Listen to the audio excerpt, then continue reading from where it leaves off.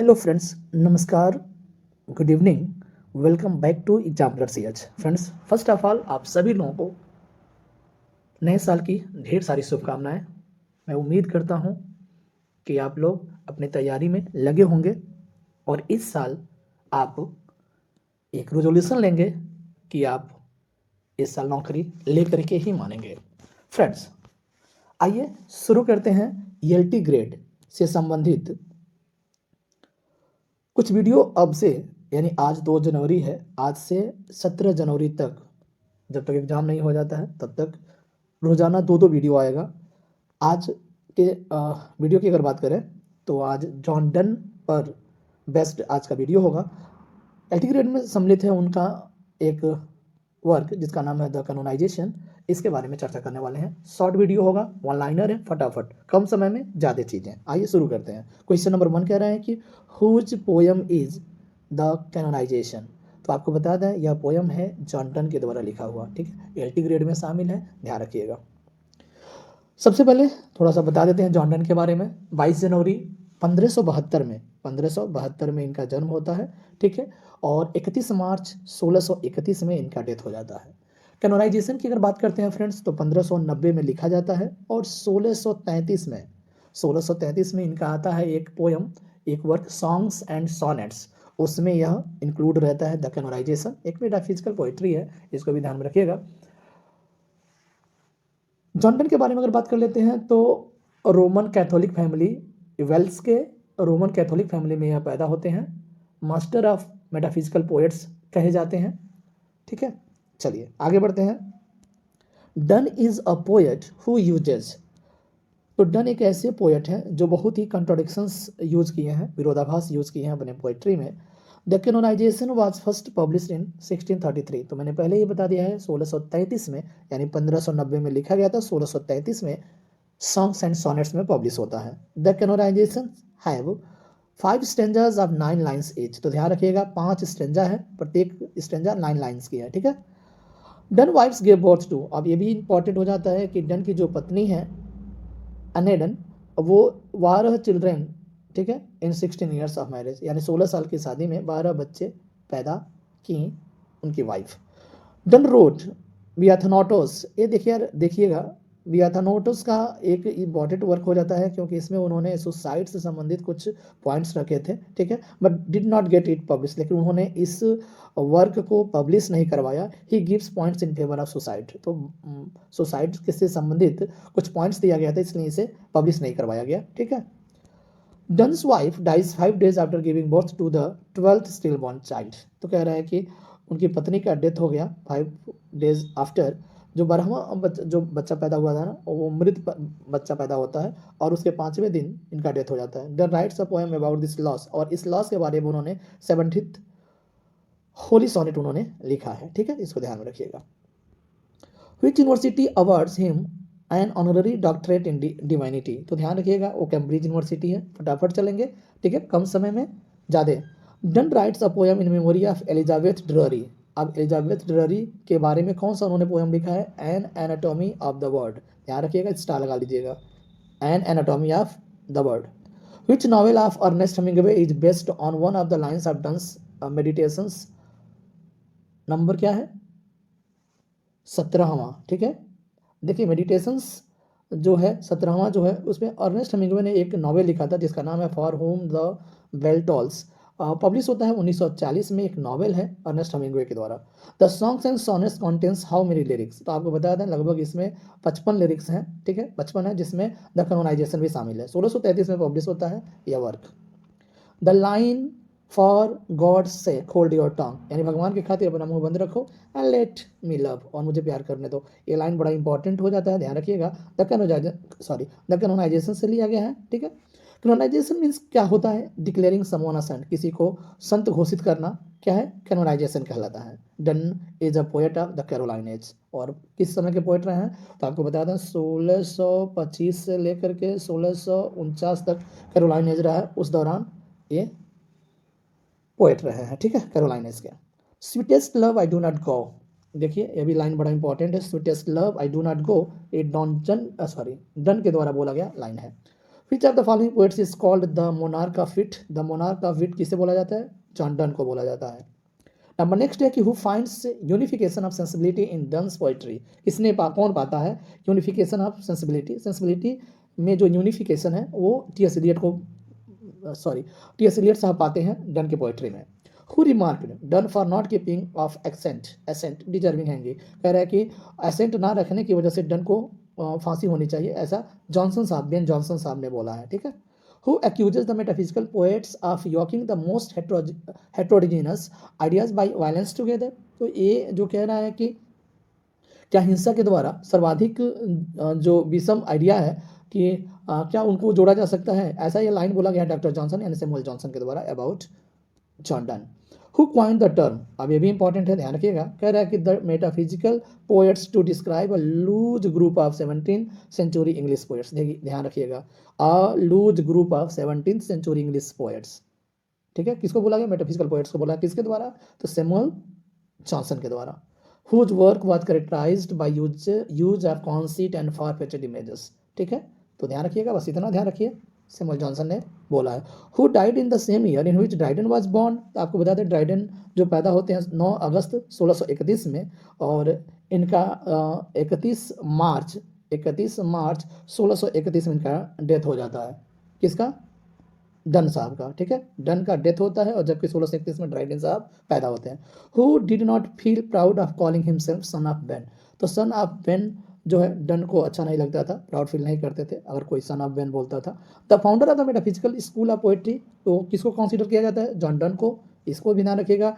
Done became dean of Saint Paul's Cathedral London, इसको ध्यान में रखिएगा, स्टार लगा लीजिए।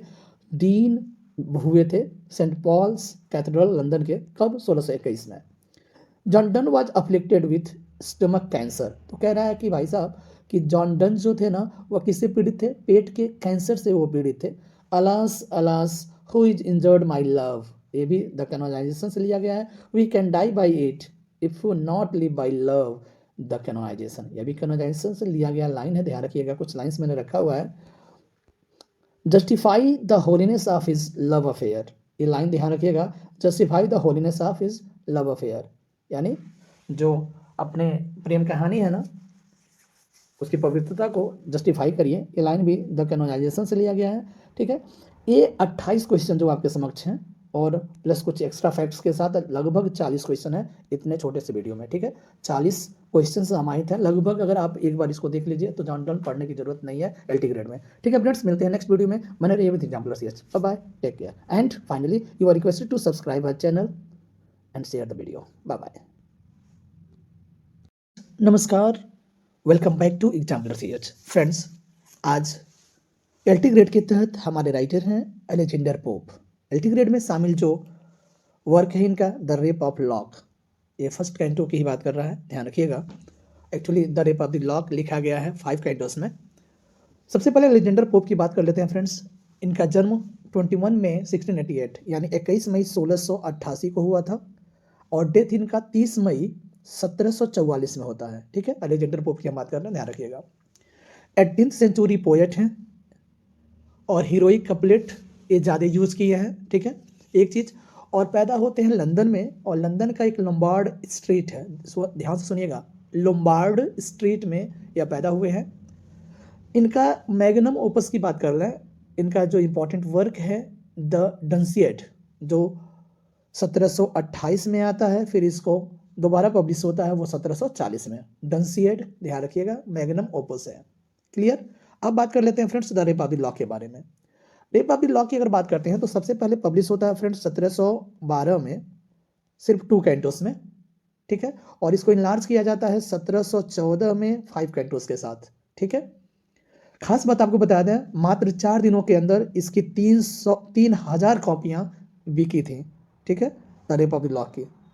चलिए अब आगे बढ़ते हैं, देखते हैं क्या कह रहा है। Question number 1, the rape of the lock is, तो आपको बताया था the rape of the lock जो है एक मॉक इपिक पोयम है या मॉक हीरोइक पोयम कह सकते हैं। कह रहे कि Pope is the representative poet of 18th century. 18th century की रिप्रेजेंटेटिव पोएट माने जाते हैं अलेक्जेंडर पोप। आगे कह रहे कि Pope is not a poet यदि वे पोएट नहीं होते, where is poetry to be found, तो पोइट्री से हम क्या उम्मीद कर सकते थे, यानी पोइट्री हमारा कहाँ होता, किस पोजीशन पे होता, ऐसा बोला गया है डॉक्टर जॉनसन के द्वारा। ठीक है, डॉक्टर जॉनसन के द्वारा। फ्रेंड्स ध्यान रखिएगा, इंपॉर्टेंट कलेक्शन में रखा हूँ फटाफट ऑनलाइनर फटाफट के तहत, क्योंकि अब समय नहीं है, 15 दिन हमारे पास और हैं, और 15 दिन में हर हाल में हमें क्लियर करना है, रिवीजन करना है। लाइक शेयर करना मत भूलिएगा। क्वेश्चन नंबर 4 कह रहा है कि Pope is a new classical poet. तो आपको बता दें, कह रहा है कि पोप जो है एक न्यू क्लासिकल पोएट है। न्यू क्लासिकल की अगर बात करते हैं तो 1660 से लेकर के 1798 के बीच को न्यू क्लासिकल लिटरेचर माना जाता है। ध्यान रखिएगा, 1660 से लेकर 1798 के बीच में। 1798 समझ रहे ना, विलियम वर्ड्सवर्थ का एज शुरू हो जाता है, रोमांटिक एज जिसे हम कहते हैं। आगे कह रहा है कि the rape of the Lock revise edition consist of, तो जो रिवाइज एडिशन आता है कब, 1714 में, वो 5 कैंटोस में आता है। Pope wrote the rape of the lock on the suggestion of his friend John Caryll. ध्यान रखिएगा, ये इंपॉर्टेंट हो सकता है, उनके फ्रेंड थे जॉन कैरिल, जॉन कैरिल के सजेशन पर उन्होंने रेप ऑफ द लॉक लिखा था। The age of Pope is known as the era of, अब देखिए किस ईरा के जाने जाते हैं, टॉलरेंस सहिष्णुता, common sense, moderation and balance, इतने चीज़ों के वो पोप जाने जाते हैं, या जो एज ऑफ पोप है वह जाना जाता है। Which poet has written an essay in verse, an essay on criticism, a essay है, एसे ऑन क्रिटिसिज्म जो है आपको बता दें पोप ने लिखा है। और एसे ऑन क्रिटिसिज्म की अगर बात करते हैं तो वो लिखा गया था 1711 में। लेकिन एक बात और मैं यहाँ बताना चाहूँगा, एसे ऑन मैन भी पोप के द्वारा लिखा गया है, जो 1733-34 में पब्लिश होता है, एसे ऑन मैन, और ये है एसे on Criticism by Alexander Pope. Historically the age of Pope is called the age of, तो आपको बता दें अगर ऐतिहासिक रूप से देखा जाए तो एज ऑफ पोप जो है ना, वो एन्ने, जो एन्ने है क्वीन ऑफ ग्रेट ब्रिटेन, यानी ग्रेट ब्रिटेन की जो रानी थी, महारानी थी एन्ने, एन्ने का एज माना जाता है। ठीक है, एक्चुअली आपको बता दें 1665 में इनका जन्म होता है, 1714 में इनका डेथ हो जाता है, तो क्वीन एन्ने की हम बात कर रहे हैं। ठीक है, तो क्वीन जो है क्वीन ऑफ ग्रेट ब्रिटेन थी एन्ने, तो एज ऑफ पोप जो है एन्ने का भी एज माना जाता है। ठीक है, चलिए इसमें जो हीरोइन है बेलिंदा लैप डॉगीज, तो आपको बता दें बेलिंदा का इसमें कुत्ता है, और कुत्ते का नाम क्या है, सॉक है। ध्यान रखिएगा, बेलिंदा याद रखिए, Belinda smile and all the world was gay, समझ रहे हैं ना, जो हाइपरबोल हम लोग पढ़े हुए हैं। Belinda lap dog is Shock, तो उसके कुत्ते का नाम सॉक था। I do not name Pope, ये विलियम वर्ड्सवर्थ के द्वारा बोला गया स्टेटमेंट है, कह रहे कि I do not name Pope, मैं पोप नाम नहीं रखता, फॉर मैंने क्योंकि he stands alone as a man mostly highly gifted. देखिए कितना बढ़िया लाइन बोले हैं कि he stands alone as a man, एक मैन के रूप में अकेले खड़े रहते हैं, मोस्ट हाईली गिफ्टेड, और बहुत ही क्या है, गिफ्टेड पर्सन है, ऐसा वर्ड्सवर्थ साहब ने बोला है। At what time do sleepless lovers awake in the rape of the lock, तो कह रहे हैं कि रेप ऑफ द लॉक में जो स्लीपलेस लवर्स हैं वो कब जगते हैं, तो वो है नून, बोले तो दोपहर में।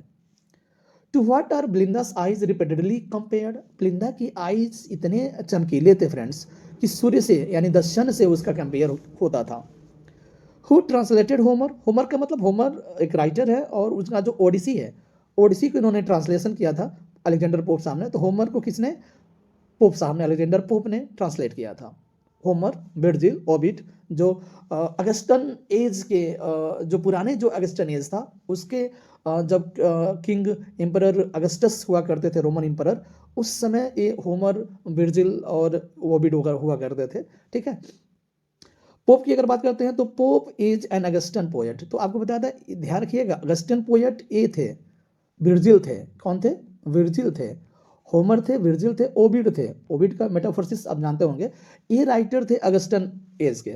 अब उनका जो वर्क है फ्रेंड्स, इनका जो वर्क है ये रिक्रिएट करते हैं, ये पोप हुए और पोप के जितने भी कंटेम्पररी पोएट्स हैं वो इनको इनके इनके वर्क्स को ये रिक्रिएट करते हैं, और रिक्रिएट करने की वजह से इनको रफली अगस्टन पोएट माना जाता है। ध्यान रखिएगा, ये लगभग 27 BCE से 14 CE के बीच में ये अगस्टस जो रोमन एम्पायर थे वो रहा करते थे, और उस दौरान वर्जिल, होमर और ओविड हुआ करते थे। उनके वर्क्स को ये अब रिक्रिएट करने की वजह से इनके लगभग 18th सेंचुरी को अगस्टन एज बोला जाता है, रफली ध्यान रखिएगा, रफली बोला जाता है। बेसिकली अगस्टन एज की अगर बात करते हैं इस समय, तो वो बोला जाता है 1700 से 1745 के बीच में अगस्टन एरा माना जाता है, क्योंकि विर्जिल, होरेस, ओविड जो हैं या होमर हैं, उनके उनके जो वर्क्स हैं उनको रिक्रिएट करके इस युग में, इस एज में रिक्रिएट किया गया उनके वर्क्स को, इसलिए अगस्टन पोएट बोला जाता है इनको। क्लियर हो गया हो आई होप। नंबर 16 कह रहे हैं कि true wit, true wit to is what up to was thought. कह रहा है कि ट्रू विट प्राय ऐसा सोचा जाता है, ठीक है, लेकिन कभी भी अच्छे से इसे एक्सप्रेस नहीं किया जाता। पोप ने ऐसा बोला है, ठीक है, इसका लगा सकते हैं। Which is considered to long loved mistress rhyme, तो लॉन्ग लव्ड मिस्ट्रेस राइम होता है हीरोइक कापुलेट, ठीक है। नेक्स्ट है the complete title of the rape of the lock is the rape of the lock and heroi comical poem in 5 cantos. देखिएगा ये पूरा इसका टाइटल है, the rape of the lock and heroi comical poem in 5 cantos. The rape of the lock was first published in 1712 in 2 Cantos. तो मैंने पहले ही बता दिया था कि रेप ऑफ द लॉक पहली बार 1712 में पब्लिश होता है 2 कैंटोस के साथ, जबकि 1714 में 5 cantos. Later Rosicrucian doctrine is added to the Rape of the Lock and then it is published in 5 cantos in 1714. Already बताया जा चुका है। The rape of the lock is dedicated to Arabella Fermor, ये बड़ा important है, ठीक है।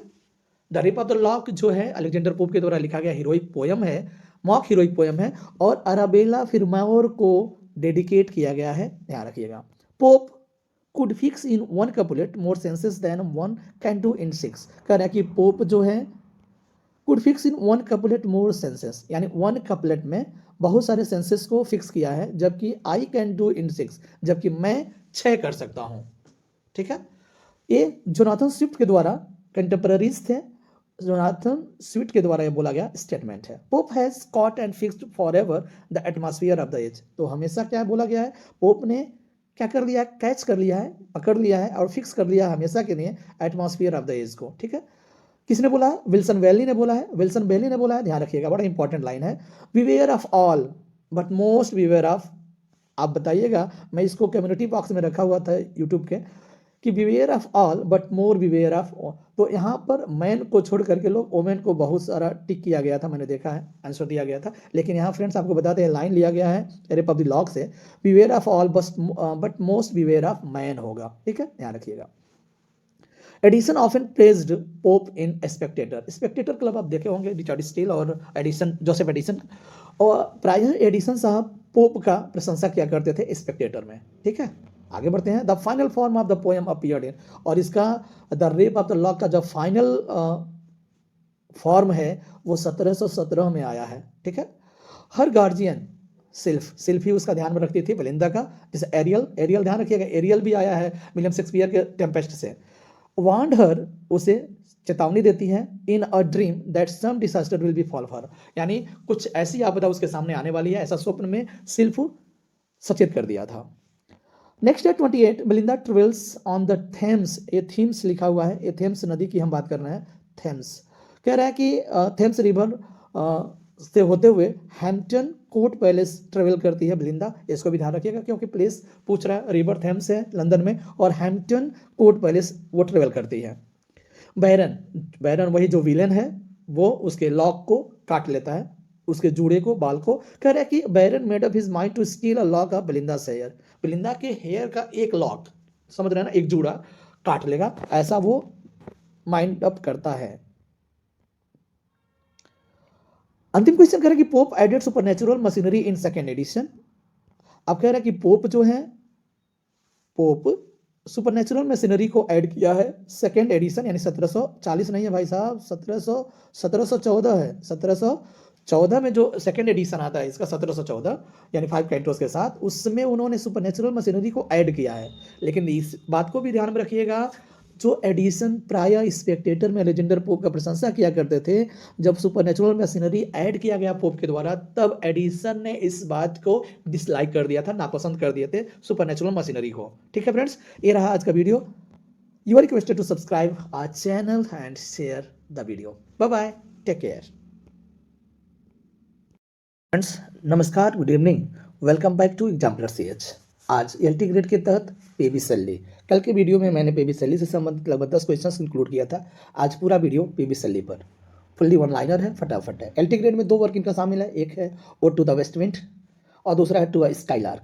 ठीक है, पीबी सैलरी के बारे में बात करना मैं चाहूँगा। 4 अगस्त 1792 में पैदा होते हैं। 8 जुलाई 1822 में इनका डेथ हो जाता है। जन्म की अगर बात करते हैं तो Field Place near Horsham, West Sussex, England में पैदा होते हैं, जबकि डेथ होता है 1822 में गल्फ ऑफ स्पेजिया जो है उसमें डूबने से इनकी मौत हो जाती है। ठीक है फ्रेंड्स, चलिए क्वेश्चन देखते हैं। कह रहा है कि Shelley was alone the perfect singing God. देखिए, द परफेक्ट सिंगिंग गॉड किसने बोला है, बस इतना ध्यान रखिएगा। The perfect singing God Shelly साहब को बोला गया है स्विनबर्न के द्वारा। स्विनबर्न ने ऐसा बोला कि Shelley was alone the perfect singing god, his thoughts, words, deed and all set together. तो कह रहा है कि उनके विचार, उनके शब्द, उनके कार्य सब मिलजुल कर एक साथ गाते थे, ऐसा स्विनबर्न के द्वारा बोला गया है। क्वेश्चन नंबर 2 की बात करते हैं। What influence Shelly most. Shelly पर किसका प्रभाव ज़्यादा पड़ा है, तो पॉलिटिकल जस्टिस का सेल्ली पर बहुत बड़ा प्रभाव पड़ा है। नंबर नेक्स्ट है कि poetry is the record of the best and happiest moments of the happiest and best mind. तो कह रहा है कि पोइट्री किसका रिकॉर्ड है, एक रिकॉर्ड है, लेखा जोखा है किसका, बेस्ट एंड हैप्पीएस्ट मोमेंट्स का, सबसे अच्छा और सबसे खुशनुमा माहौल का, पल का एक रिकॉर्ड है। और किसका, हैप्पीएस्ट एंड बेस्ट माइंड, यानी जो खुशनुमा और सबसे अच्छे जो दिमाग माइंड्स वाले हैं उनका यह रिकॉर्ड है। सेल्ली साहब के द्वारा बोला गया पोइट्री की डिफिनेशन को लेकर के ध्यान रखिएगा। Shelley's life and his poetry are dissolubly collected. कह रहे कि उनका जीवन, उनकी पोएट्री सब सही है। He acted what he thought and felt. उन्होंने वही किया जो वो महसूस करते हैं और वो जो सोचते हैं। ठीक है, ऐसा बोला गया है जॉन एडिंगटन साइमंड्स के द्वारा। ठीक है, इसको भी ध्यान रखिएगा। Shelley's life and his poetry are dissolubly corrected. Pin point को पकड़िएगा फ्रेंड्स, तभी आप पूरा तो रट नहीं पाएंगे, तो पिन पॉइंट को पकड़ने की कोशिश करिएगा।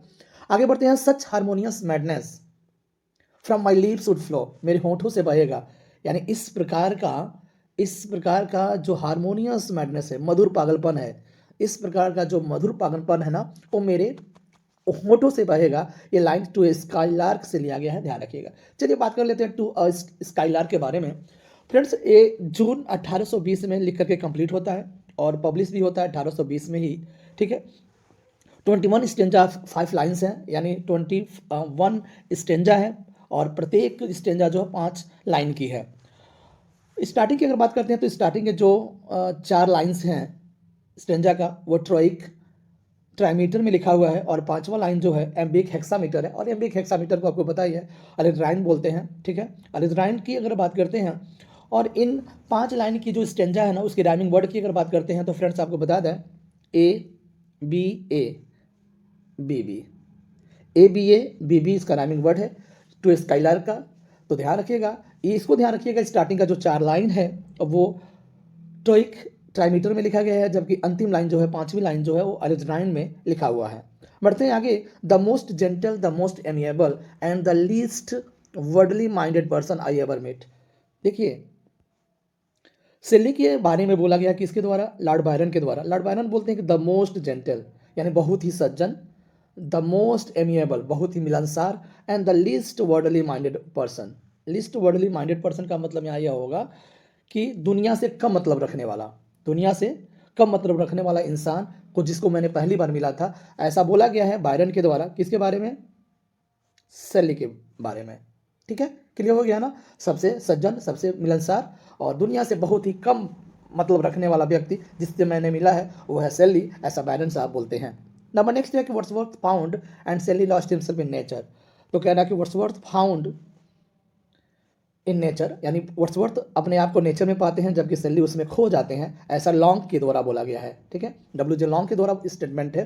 तो वर्ड्सवर्थ और सेल्ली दोनों के लिए इंपॉर्टेंट है। आपको टीजीटी में भी पूछा जा सकता है, एलटी में भी पूछा जा सकता है, जीआईसी लेक्चरर में भी पूछा जा सकता है, इसलिए इसको स्टार लगा सकते हैं। आगे देखते हैं। कह रहा है कि nothing of him that doth fade but doth suffer a sea change into something rich and strange on Shelley graves. आपको बता दें, लाइन जो लिखा गया, पहले हिंदी समझ लीजिए। उसकी कोई चीज जो फीकी पड़ती है, ठीक है, उसकी कोई चीज जो फीकी पड़ती है। और आगे कह रहा है वह समुद्र के बदलाव से, क्या है, वह समुद्र के बदलाव से गुजरती है, सफर करती है। Into something rich and strange, जो बहुत ही कीमती और अजीब बन जाती है। ये लाइन आपको बता दें फ्रेंड्स, विलियम शेक्सपियर का एक रोमांस है द टेम्पेस्ट उसकी लाइन है, और यह लाइन लिखा गया ऑन सेलिस ग्रेव, यानी जो एपिटॉफ के रूप में सेली के कब्र पर लिखा गया है line, nothing of him that doth fade but doth suffer a sea change into something rich and strange. Important हो जाता है, इसलिए इतनी इंपॉर्टेंट लाइन को मैंने रखा हुआ है। द टेम्पेस्ट से लिया गया है, इसको ध्यान में रखिएगा।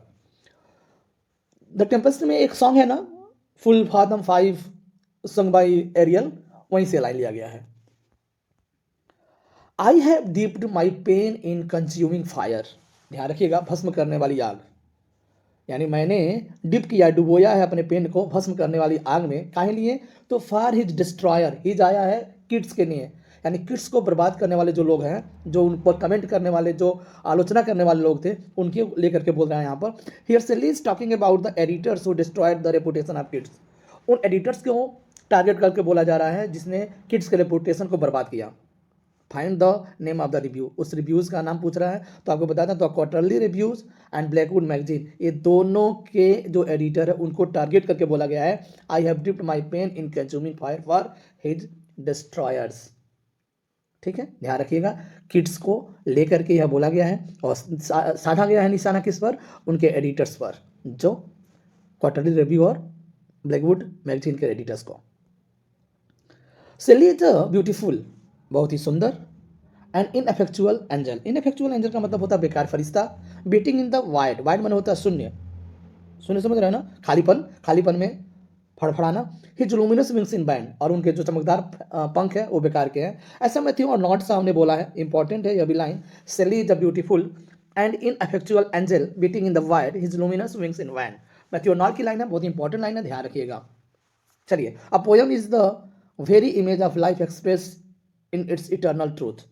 तो कह रहा है कि पोयम एक ऐसा है, एक छवि है, जिसमें कह रहा है जीवन की एक छवि है, express in its eternal truth, जिसमें क्या व्यक्तित्व एक्सप्रेस किया जाता है? इटर्नल ट्रूथ, यानी शाश्वत सत्य को एक्सप्रेस किया जाता है पोयम के माध्यम से। सेली साहब ने ऐसा बोला है, ध्यान रखिएगा। Poetry is the expression of the imagination, यह भी पोइट्री का डिफिनेशन है सेली के द्वारा। ठीक है, poetry is the expression of imagination, कल्पनाओं का एक्सप्रेशन है poetry. Poetry is indeed something divine, वास्तव में कुछ दैवी है poetry. It is at once the centre and circumference of the knowledge, और क्या कर रहा है? यही ज्ञान का केंद्र तथा सर्कमफ्रेंस माने परिधि है। ज्ञान का क्या है? यह तुरंत क्या बन जाता है? ज्ञान का सेंटर और परिधि बन जाता है, ऐसा सेली के द्वारा बोला गया है पोइट्री के डिफिनेशन को लेकर के। पोइट्री इज दैट फॉर्म, यानी पोइट्री कैसा रूप है? Which all spring and that which adorns all. Shelley साहब का लिए बोला गया, यह भी पोइट्री का डिफिनेशन है। कहता है कि कविता वह रूप है जिससे सब कुछ उत्पन्न होता है, ऑल स्प्रिंग, सब कुछ उत्पन्न होता है, और जो सबको एडॉर्न्स करता है, सुशोभित करता है, सजाता है, ऐसा सेली साहब बोलते हैं पोइट्री को लेकर के। एक और है, कह रहा है कि पोइट्री रिडीम्स फ्रॉम डी के, क्या करता है? बचाता है, किससे? डीके से, पतन से। पोइट्री जो है पतन से बचाता है। The visitations to the dignity of a man, और यह इंसान की गरिमा की ओर जाता है, लेकर जाता है, ऐसा बोला गया है सेली के द्वारा पोइट्री के बारे में। आगे सुन लीजिए, poets are the mirrors of the gigantic shadows, यानी कह रहा है पोएट्स आर द मिरर, यानी पोएट्स जो होते हैं क्या होते हैं? आईना होते हैं, किसके? एक विशाल परछाई के। Which futurity cast upon the present, जो भविष्य वर्तमान पर छाया डालता है, ऐसा सेली के द्वारा बोला गया लाइन है। Poets are the mirror of the gigantic shadow, इतना ध्यान रखिएगा। Poets are the unacknowledged legislator of the world, यह भी सेली के द्वारा बोला गया है पोएट्स के बारे में। कह रहा है कि जो पोएट्स होते हैं अनएक्नॉलेज्ड लेजिस्लेचर होते हैं, अमान्यता प्राप्त, यानी ऐसे विधायक जिनका कोई मान्यता नहीं है, अमान्यता प्राप्त विधायक होते हैं कौन? पोएट्स, ऐसा बोला गया है सेली के द्वारा। Who considers defence of poetry as the profoundest essay in the English language, तो पूछ रहे हैं क्या? Who considers defence of poetry as the profoundest essay, यानी कौन ऐसा सोचता है कि डिफेंस ऑफ पोएट्री जो है एक बहुत ही गहन एसे है इन the English language. English language में ऐसा हर्बर्ट रीड ने कंसीडर किया है डिफेंस ऑफ पोएट्री के बारे में। लिखा गया है किसके द्वारा? सेली के द्वारा। नेक्स्ट है, Shelley wrote a Defence of poetry as a reply to the charge made against poetry by, तो थॉमस लव पीकॉक का जो the Four Ages of Poetry आया था ना, उसी के रिप्लाई में उन्होंने ए डिफेंस ऑफ पोएट्री लिखा है बाई सेल्ली, यानी सेल्ली का डिफेंस ऑफ पोएट्री और थॉमस लव पीकॉक का the Four Ages of Poetry. ठीक है, ध्यान रखिएगा, दोनों एक दूसरे के सापेक्ष में लिखे गए थे। Ode to the waste Wind, अब इसके बारे में थोड़ा सा जान लेते हैं भाई। Ode to the waste wind is Shelley's ode in 5 sections और लिखा गया है टर्जाराइमा में। ठीक है, एक चीज कह रहा है कि odd to the waste Wind आपको बता दें 1819 में लिखा गया है, पब्लिश होता है 1820 में। ठीक है, अब कहाँ पब्लिश होता है, तो कह रहा है कि फ्लोरेंस जो है शहर, इटली का एक फ्लोरेंस शहर है, उसके पास यह पब्लिश होता है। 5 सेक्शन में होता है, टर्जाराइमा में लिखा गया है। इच सेक्शन कंसिस्ट ऑफ 4 टर्सेट, और कह रहा है कि 4 टर्सेट में बटा हुआ है हर एक सेक्शन, और टर्सेट समझ रहा है 3 लाइन की कविता है और तीनों का अलग अलग है। देखिएगा राइमिंग स्कीम के अगर बारे में बात कर लेते हैं फ्रेंड्स, तो मैं यहाँ बताना चाहूँगा, कह रहा है कि ए बी ए, ठीक है, अब बी कर रहा है तो बी सी ए, ठीक है, बी सी बी होगा, बी सी बी। अब देखिए यहाँ सी डी सी, अब देखिए यहाँ डी है तो यहाँ से हो जाएगा डी ई डी। इस तरह से 4 टर्सेट में प्रत्येक सेक्शन बटा हुआ है, इसको ध्यान में रखिएगा। यहाँ देखिए ए बी सी डी सी और डी ई डी। आगे कह रहा है Ode to the West Wind is written in autumn of 1819 and published in 1820। तो पहले ही हो गया है कि 1819 में लिखा गया था ऑटम में और 1820 में पब्लिश होता है। टू अ स्काईलार्क की अगर बात करते हैं तो पहले मैंने बता दिया है, इस Shelley's poem written in the spring of 1820, यानी 1820 के स्प्रिंग में लिखा गया था to a skylark. To a skylark consist of 21 stanza 5 line each, मैंने पहले ही बता दिया कि 21 स्टेंजाज हैं 5 line each. The first 4 lines each stanza to skylark are in trimeter, तो मैंने पहले ही बता दिया था स्टार्टिंग का जो 4 लाइन है ना, वो ट्राईमीटर में है, जबकि आखिरी जो 5वीं लाइन है फ्रेंड्स टू स्काईलार्क का, वो अलेक्जेंड्राइन है, यानी एम्बिक हेक्सामीटर है, जिसे हम अलेक्जेंड्राइन बोलते हैं, इसको भी ध्यान रखिएगा। राइमिंग स्कीम की अगर बात करते हैं तो स्काईलार्क का तो A B A B B, ये वेल नोन है, मैंने पहले ही बता दिया था A B B. The waste wind is called breath of autumn's being, अब कह रहा है कि आटम के अस्तित्व का सांस बोला जाता है द वेस्ट विंड को। ठीक है, the waste wind stirs the Mediterranean from summer dreams, तो कह रहा है, क्या कह रहा है कि एक वेस्ट विंड कहाँ बहती है। ठीक है, तो ये बता रहा है कि जो मेडिटेरियन सागर है फ्रॉम समर ड्रीम, यानी गर्मी का स्वप्न के से ये मेडिटेरियन में स्टीर करती है, भूमध्य सागर में बहती है। ठीक है, इसको ध्यान रखिएगा, या ये कह सकते हैं कि भूमध्य सागर जो है ना गर्मियों के सपनों को जगाता है। क्या है, भूमध्य सागर के सपनों को जगाता है क्या, द वेस्ट विंड। ठीक है, Whom does the west wind cleave into choppy chasm, तो आपको बता रखा है कि किसे काट कर उबड़ खाबड़ दरारों में बदल देती है वेस्ट विंड। ठीक है ना, चॉपी चास्म मतलब किसे काट करके दरारों में बदल देती है, तो वह द अटलांटिक को। ठीक है, अटलांटिक को। Shelley ask the waste wind to lift him as, तो किस तरीके से कहता है कि मुझे उठा लो, यानी lift him as a wave, एक लहर की तरह, लीफ पत्ती की तरह, क्लाउड बादल की तरह लिफ्ट कर लो उसे।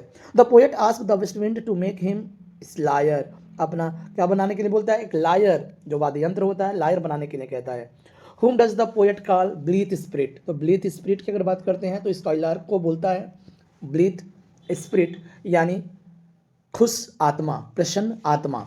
The skylark flies high in the sky like a cloud of fire, और स्काईलार्क कैसे उड़ता है आकाश में, like a cloud of fire, आग का बादल की तरह। The poet calls the skylark scorner of the ground, तो किसका, स्कॉर्नर का मतलब होता है घृणा करने वाला, हेटर कह सकते हैं, यानी ग्राउंड से नफरत करने वाले को स्काईलार्क बोला गया है। The skylark music is better than all music and all poetry, कह रहे हैं कि स्काईलार्क का जो म्यूजिक है ना वो बहुत ही अच्छा है, किसके अपेक्षा, सभी म्यूजिक के और सभी पोएट्री के। The poet ask the Skylark to teach him even half of its gladness, यानी इस प्रसन्नता का आधा ही हमें सिखा दो, ऐसा पोएट बोलता है स्काईलार्क से। Who is the sister of the west wind, तो वेस्ट विंड की अगर सिस्टर की बात करते हैं वह स्प्रिंग है, जिसे हम बसंत कहते हैं। The dreaming earth, the dreaming earth is the phrase that appears in ode to the waste wind. स्वप्न देखती धरती को किसमें मेंशन किया गया? Ode to the waste wind में मेंशन किया गया। In which poem of Shelley does a maenad appear? तो मैनेज अपीयर होता है odd to the waste wind में। ये कौन है मैनेज? आपको बता दें, in Greek mythology a maenad is one of the wild savage woman who hang out with the god डायनोसस।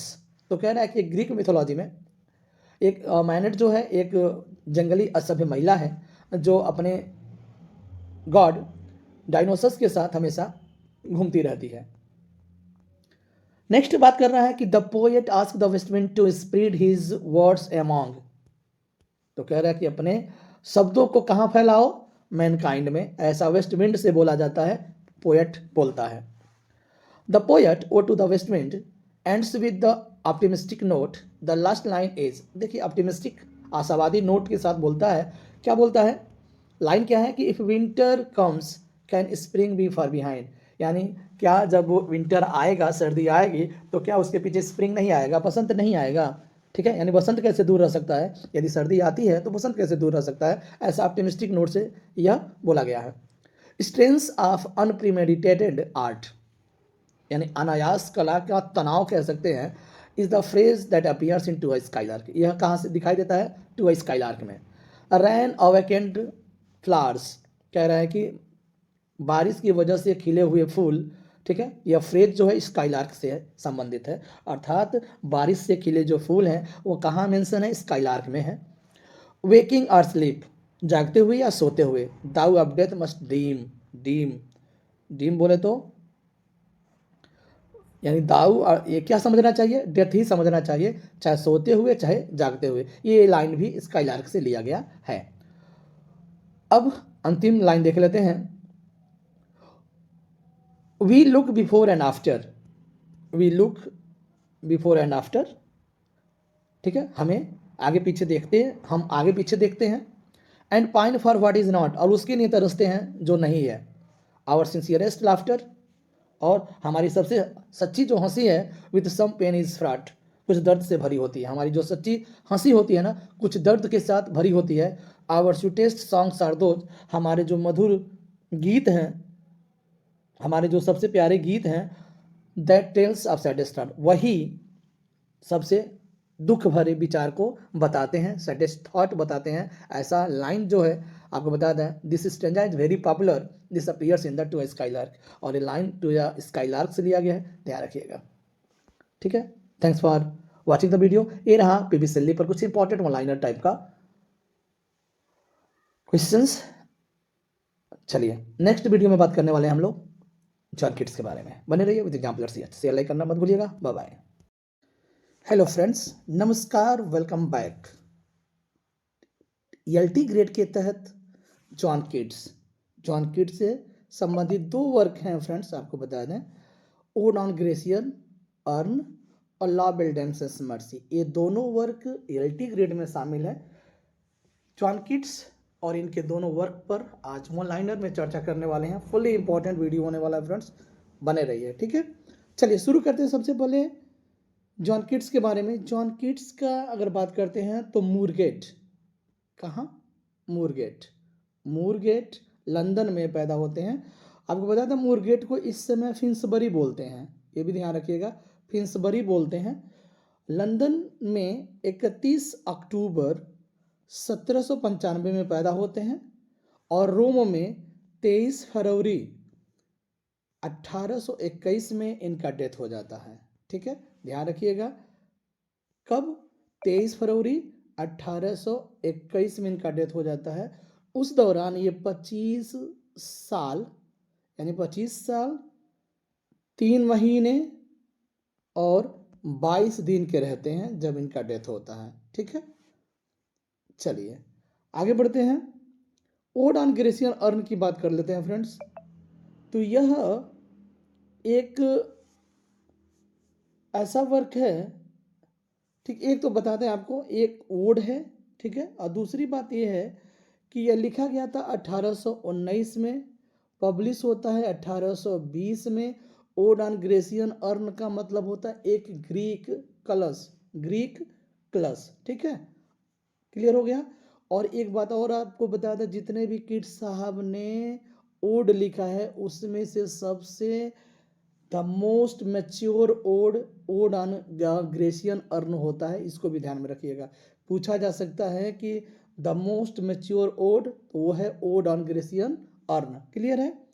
10 line stanza है, बिगिनिंग होता है ए बी और एंडिंग होता है मिल्टॉनिक सेस्टेट से, यानी 4 लाइन ए और सेस्टेट 6 लाइन, तो दोनों कितना हो गया 10 लाइन का एक स्टेंजा, ठीक है, 10 लाइन्स का एक स्टेंजा, क्लियर हो गया होगा। चलिए अब बात कर लेते हैं friends la belle dame sans merci. La belle dame sans merci आपको सबसे पहले मैं बताना चाहूँगा कि यह फ्रेंच में लिखा हुआ है, ठीक है, यह फ्रेंच में लिखा हुआ है एक चीज़, और दूसरा है इसका इंग्लिश जो होगा the beautiful lady without mercy, the beautiful lady without mercy, clear है। यह एक वैलिड है, पहले ही मैंने बता दे रहा हूँ, यह एक क्या है, वैलिड है, लिखा गया था 1819 में, यह भी पब्लिश होता है 1819 में ही लिखा भी गया है और पब्लिश भी होता है, एक चीज़, ठीक है। 12 स्टेंजा हैं इसमें, कितना 12 स्टेंजा हैं, एक ध्यान रखिएगा, और प्रत्येक स्टेंजा 4 लाइन का है, ठीक है, 4 लाइन्स का है, ये भी ध्यान रखिएगा। और ABCB इसका राइमिंग वर्ड है, ABCB क्या है, राइमिंग वर्ड है, इतना ध्यान रखिएगा। अब चलते हैं क्वेश्चन की ओर। कह रहा है question number 1, kids might have become a critic, यानी किड्स क्या बन सकते थे, एक आलोचक बन सकते थे।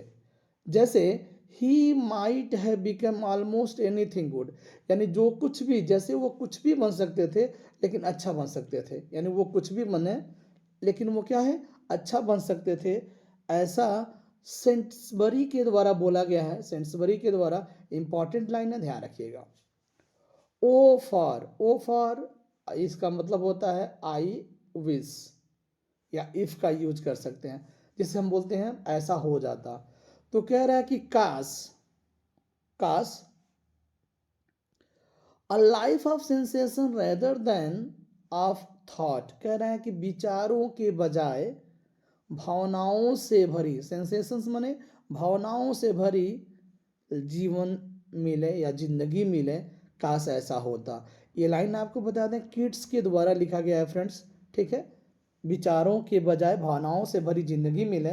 यह एक लेटर लिखे थे अपने फ्रेंड बेंजामिन वैली को, ध्यान रखिएगा कौन है, बेंजामिन वैली, बेंजामिन वैली को इन्होंने लेटर लिखा था। उस लेटर में इस बात को बोला था कि काश विचारों के बजाय भावनाओं से भरी जिंदगी मिले, इनको लेटर में यह बात लिखा गया था।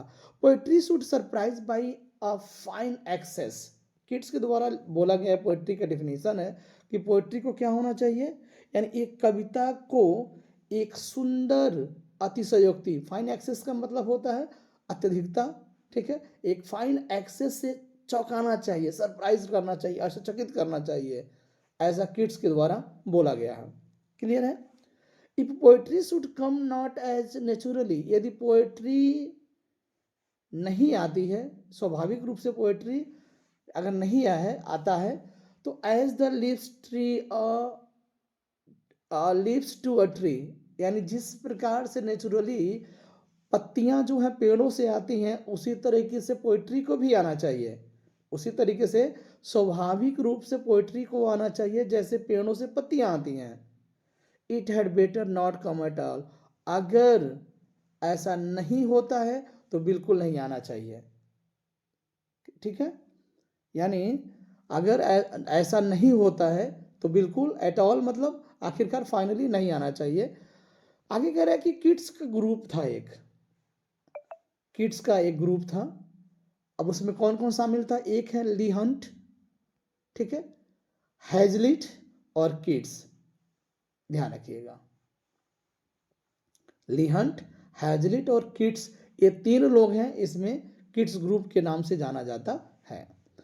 In his letter of December 22, 1817 to his brothers George and Thomas, यानी जॉन किड्स जो हैं अपने दोनों भाइयों जॉर्ज और थॉमस को लेटर लिखा था 22 दिसंबर 1817 में, और क्या उन्होंने बोला था कि kids has used a term और उसी लेटर में उन्होंने एक टर्म को इजाद किया था, नाम दिया था, जिसका नाम है निगेटिव कैपेबिलिटी। Negative capability. आगे बढ़ते हैं friend.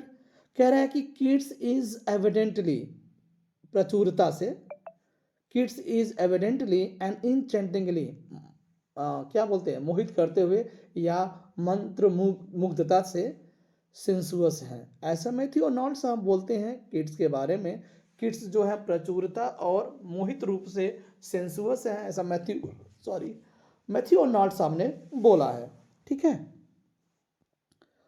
Heard melodies are sweet, कह रहा है सुना गया जो मिलोडीज हैं वो बहुत ही मधुर होते हैं, but those unheard are sweeter, लेकिन आपको बता दें जो सुने गए मिलोडीज नहीं हैं वो, यानी अनसुने मिलोडीज हैं वो ज़्यादा स्वीटर होते हैं, ज़्यादा मीठा होते हैं, ज़्यादा मधुर होते हैं। ऐसा लाइन बोला गया है किड्स के द्वारा ode on a Grecian urn से।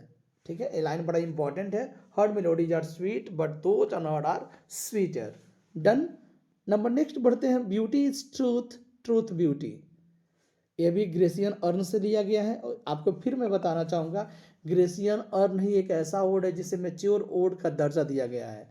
Beauty is truth, truth beauty, that is all ye know on earth and all ye need to know. कह रहा है कि सुंदरता ही सत्य है, सत्य ही सुंदर है, दैट इज ऑल, यही सब है। ए नो ऑन अर्थ, तुम क्या कर धरती को जानते हो और यही तुम्हें जानना है। ऐसा लाइन जो होता है अपीयर किया गया है कहाँ से, लिया गया है कहाँ से, ग्रेसियन अर्न से। ठीक है। Keats was not only the last, यह अंतिम नहीं थे, but all the most perfect of the romanticist, जितने भी रोमांटिसिस्ट थे उनमें से द मोस्ट परफेक्ट बोला गया है W.J. लॉन्ग के द्वारा। किसको? किड्स को। इंपॉर्टेंट है। In which magazines did the critics attack kids' work Endymion? Endymion एक वर्क है, उस पर इन्होंने बहुत ही क्रिटिसाइज झेला था। क्रिटिक इन पर एक तरह से आक्रमण कर दिए थे। वो एडिटर्स थे किस न्यूज़पेपर के, तो बता रहा है किस कह सकते हैं किसी वीकली या मंथली जो भी है पत्रिका। कह रहा है कि ब्लैकवुड्स एंड द क्वार्टरली रिव्यू था। ये दो पत्रिकाओं के जो एडिटर्स थे ना, ये अटैक कर दिए थे किड्स को लेकर के, बहुत ही आलोचना किए थे। इसी बात पर उनकी प्रसिद्धि को डिस्ट्रॉय करने की कोशिश किया गया था, जैसा सेल्ली साहब ने बोला है। ठीक है, इस बात को ध्यान में रखिएगा। तो यहाँ पर सेल्ली साहब भी बहुत नाराज हुए थे कि किड्स का जो फेमस है ना, किड्स जो प्रसिद्धि पाया हुआ उसको बेकार करने की कोशिश किया जा रहा है इनके माध्यम से। बढ़ते हैं फ्रेंड्स आगे। Kids had flint and iron in him. अब देखिए, किड्स हैड फ्लिंट, फ्लिंट का मतलब होता है दृढ़ संकल्पित होना, एंड आयरन इन हिम मतलब का मतलब है कि लोहे की तरह दृढ़ता रखना, यानी kids had flint and iron in him. ये ऐसा कमेंट किया गया मैथ्यू आर्नोल्ड के द्वारा। ठीक है। किड्स नेवर अप्रूव्ड सेल्लीज, किड्स साहब ने सेल्ली को कभी भी अप्रूव नहीं किया। क्या? रिवोल्ट अगेंस्ट सोसाइटी, यानी समाज के प्रति विद्रोह को उन्होंने कभी भी अप्रूव नहीं किया। एक बात और मैं बताना चाहूँगा यहाँ पर, सेल्ली साहब किड्स के साथ रहना चाहते थे। उन्होंने किड्स को इनवाइट किया था कि वो पीसा आकर के रहे, और पीसा अगर वो आ जाते हैं तो उनके साथ मुझे रहने का मौका मिलेगा। लेकिन उन्होंने किड्स साहब ने ऐसा सीधे रिजेक्ट कर दिया था इस प्रपोजल को कि मैं वहाँ नहीं आने वाला हूँ। तो इन्होंने इनविटेशन भेजा था सेल्ली साहब ने किड्स को, बट किड्स रिजेक्ट कर दिए थे। द इमेजिनेशन में भी like in to Adam's dream, कह रहा है कैसा हो सकता है, जो कल्पना है ना वो एडम्स की ड्रीम की तरह हो सकते हैं। ही ओक, वह जगह, एंड फाउंड इट ट्रू, और वह सत्य पाया, ऐसा किड्स के द्वारा बोला गया है। किसके द्वारा? किड्स के द्वारा बोला गया है, ध्यान रखिएगा। बढ़ते हैं नेक्स्ट क्वेश्चन की ओर। Keats was one of the inheritors of unfulfilled renown. Inheritors मतलब उत्तराधिकारी। कह रहा है कि किड्स साहब उन लोगों में से एक हैं या एक थे, उन लोगों में से वन ऑफ द इनहेरिटर्स किसका? जिन्होंने अधूरा यश प्राप्त किया था, अधूरा प्रसिद्धि प्राप्त किया था। अनफोल्ड रिनाउन का मतलब होता है जिन्होंने अधूरा प्रसिद्धि प्राप्त किया था, उनमें से एक उत्तराधिकारी के रूप में थे किड्स साहब। ऐसा सेल्ली साहब ने बोला है, ध्यान रखिएगा। बढ़ते हैं नेक्स्ट क्वेश्चन की ओर। I have love the principle of beauty, यानी सुंदरता के सिद्धांत को मैं प्यार कर चुका हूँ। इन ऑल थिंग्स, यानी सभी वस्तुओं में सुंदरता का जो सिद्धांत है उसको मैं प्यार कर चुका हूँ, ऐसा किड साहब लेटर में बोलते हैं। ठीक है, किड साहब जो लेटर है उसमें यह लाइन बोला गया है। आगे बढ़ते हैं। For ever will thou love and she be fair, यानी तुम हमेशा प्यार करोगे, तुम हमेशा प्यार करोगे और वह सुंदर बनी रहेगी, वह सुंदर बनी रहेगी, ऐसा लाइन बोला गया है friends, ode on a Grecian urn by John Keats. His heart was not broken, उसका दिल टूटा नहीं था, बट इट वॉज स्टार्व, वह भूखा था। It is said about kids, यह बोला गया है फ्रेंड्स, आपको बताना किसने बोला है ये नहीं है, लेकिन किसके बारे में बोला गया आपको बता दें, जॉन किट्स के बारे में बोला गया था कि उसका दिल नहीं टूटा था बल्कि वह भूखा था। बढ़ते हैं नंबर 19 की ओर। I think I shall be among the English poets after my death, मुझे लगता है कि मेरे मरने के बाद ही मैं इंग्लिश पोएट्स में से एक होऊंगा, ऐसा किड्स साहब बोलते हैं। ठीक है, ही इज़ विथ शेक्सपियर, वह शेक्सपियर के साथ है, ऐसा मैथ्यू आर्नोल्ड ने बोला है, कमेंट किया है, किसको लेकर के, जॉन कीट्स को लेकर के। ठीक है, Shelley travelled from heaven to earth, ये भी लाइन इंपॉर्टेंट है, Shelley travelled from heaven to earth, यानी हेवन से अर्थ की ओर आने की कोशिश किया है सेली साहब ने, जबकि Keats from earth to heaven, यानी धरती से किधर जाने के लिए, हेवन की ओर। ठीक है, यानी अर्थ, एक किड्स साहब हैं कि ये ऐसे जा रहे हैं और सेली साहब ऐसे आ रहे हैं, ये हेवन है ये अर्थ है, ये हेवन है ये अर्थ है। ठीक है, तो ध्यान रखिएगा। Keats poetry was not imitated in date, कह रहा है कि वास्तव में किड्स का पोएट्री नकल नहीं किया गया है ऑफ शेक्सपियर्स का, बट शेक्सपियरेंस, लेकिन किसका किया गया, शेक्सपियरेंस किया गया, शेक्सपियर के समकालीन जितने भी प्ले राइट्स रहे हैं ना उनका कहा जा सकता है, जितने भी पोएट्स रहे हैं ना उनका कहा जा सकता है कि वो इमिटेटेड किया गया है। मैथ्यू आर्नोल्ड ने ही बोला, देखिए मैथ्यू आर्नोल्ड ने बहुत सारा कमेंट किया है जॉन किट्स पर। I look upon fine phrases like a lover, मैं खूबसूरत वाक्यांशों को, क्या, खूबसूरत वाक्यांशों को एक प्रेमी की तरह, like a lover, look upon मैंने देखता हूं, फाइन फ्रेजेस को यानी सुंदर वाक्यांशों को मैं एक प्रेमी के रूप में देखता हूं, ऐसा किड्स साहब बोलते हैं। Keats use the sonnet form, अच्छा किड्स कौन सा सोनेट फॉर्म यूज करते हैं, तो वो इटालियन है। ठीक है, इटालियन ऑक्टेव और सेस्टेट वाला। Here lies one whose name was writ in water on the grave of Keats epitaph, आपको बता दें एपिटाफ, ठीक है, जो टॉम पर लिखा हुआ होता है, उनके ग्रेव पर, उनके कब्र पर लिखा हुआ था, here lies one whose name was writ in water, वह व्यक्ति यहाँ जो लेटा है उसका नाम पानी पर लिखा गया है, यानी यहाँ वह व्यक्ति लेटा है जिसका नाम पानी पर लिखा गया था, ऐसा उनके एपिटाफ पर लिखा गया है, उनके कब्र के ऊपर लिखा गया है। चलिए बढ़ते हैं आगे। किड्स वाज अ ग्रीक, सेली साहब ऐसा बोलते हैं कि किड्स वाज अ ग्रीक, सेली साहब। ठीक है, सी बिकेम किड्स बिलवेड, अच्छा सी आया है, सी कौन है, तो फैनी ब्राउन है, फैनी ब्राउन जो है उनकी बिलवेड थी जॉन किड्स की। लव रिडेम्पशंस मर्सी एक बैलेड है, मैंने पहले ही बता दिया है। लव dame sans merci is written in 1819 and published in 1820, ये भी मैंने पहले बता दिया है। द टाइटल लव dame sans merci is from a 15th century poem by Alain Chartier, ये लाइन इंपॉर्टेंट है। लाबेल डेम्पशंस मर्सी जो है 15th सेंचुरी एक पोएट हैं, एलन चार्टियर एक फ्रेंच पोएट है, उनसे उनके पोएम से यह लिया गया है। How many stanzas are in लव रिडेम्पशंस मर्सी, तो आपको पहले ही बता दिया हूं 12 स्टेंजा है, 4 लाइन्स है, ए बी सी बी इनका राइमिंग वर्ड है। द राइमिंग वर्ड देखिए आ भी गया, द राइमिंग वर्ड ऑफ लव रिडेम्पशंस मर्सी इज ABCB। लव रिडेम्पशंस मर्सी इज ऑटोबायोग्राफिकल, लव रिडेम्पशंस मर्सी ऑटोबायोग्राफिकल है, ऑटोबायोग्राफिकल टचेस है जॉन कीट्स का, ठीक है, जॉन कीट्स का। Ode to a Grecian urn is written in, तो 1819 में लिखा गया था ode to a Grecian urn. From where does Keats take inspiration from his poem ode to a Grecian urn, ये इंपॉर्टेंट है। आपको बता दें ओड टू अग्रेसियन अर्न लिखने का सबसे बड़ा इंस्पिरेशन मिला है लॉर्ड हॉलैंड से। लॉर्ड हॉलैंड आपको बता दें कैसे इनसे जुड़े हैं कीट साहब से, तो एक मार्बल अर्न था, मार्बल अर्न था, यानी एक संगमरमर का कलश था, संगमरमर के कलश के थ्रू ही इनका मुलाकात हुआ था लॉर्ड हॉलैंड से, और इन्हीं से प्रेरित होकर के उन्होंने लिखा है odd to a Grecian Urn. Keats calls Grecian Urn as the bride of quietness, quietness शांत, चुप्पी, यानी शांत दुल्हन या शांति का दुल्हन बोला गया है ग्रेसियन अर्न को। ग्रेसियन अर्न मतलब समझ रहे हैं ना, ग्रीक का एक कलश, कलश, सुंदर कलश।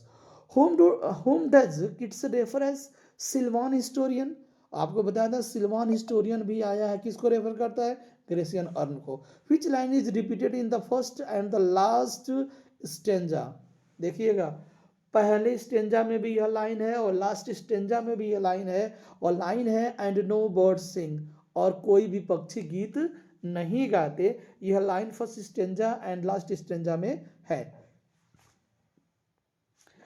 It is a valley in Greece, यह एक घाटी है जो ग्रीस में है।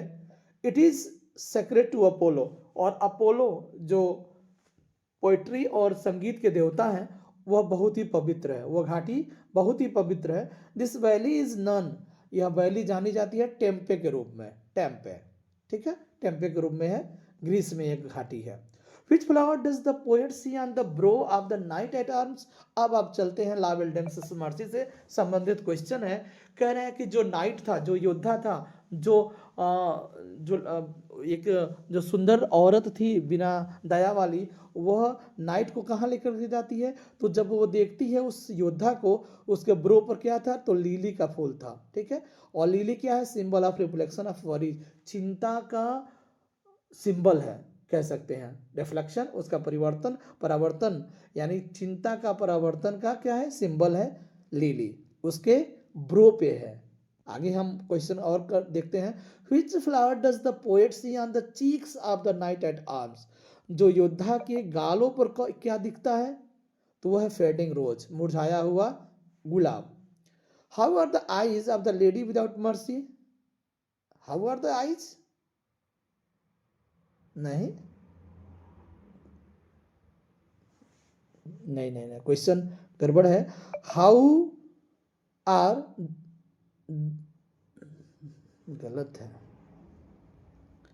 यानी जो कह रहा है कि जो लेडी थी विदाउट मर्सी वो कैसी थी, तो वाइल्ड थी, वाइल्ड समझ रहे हैं, असभ्य, जंगली, ये क्वेश्चन हो सकता है। What does the knight at arms prepare for her, देखिए जो योद्धा था उस रानी के लिए, उस लेडी के लिए गार्लैंड मतलब माला और ब्रेसलेट जो हाथ में पहना जाता है, ब्रेसलेट तैयार कर रहा था। और क्वेश्चन नंबर 44 है कि where does the lady take the knight at arms, उस योद्धा को, उस औरत कहाँ लेकर चली जाती है, तो हर एल्फिन ग्रॉट, ग्रॉट का मतलब होता है गुफा, ठीक है, अपने एल्फिन गुफा में लेकर के चली जाती है उस योद्धा को, ठीक है। और आज का आखिरी क्वेश्चन है how where the kings, princes and warriors looking, तो जब योद्धा उस गुफा में जाता है तो चारों तरफ राजाओं को देखता है जो उसके प्यार में पड़े हुए रहते हैं और उनको कैदी बना करके गुफा में रखती है।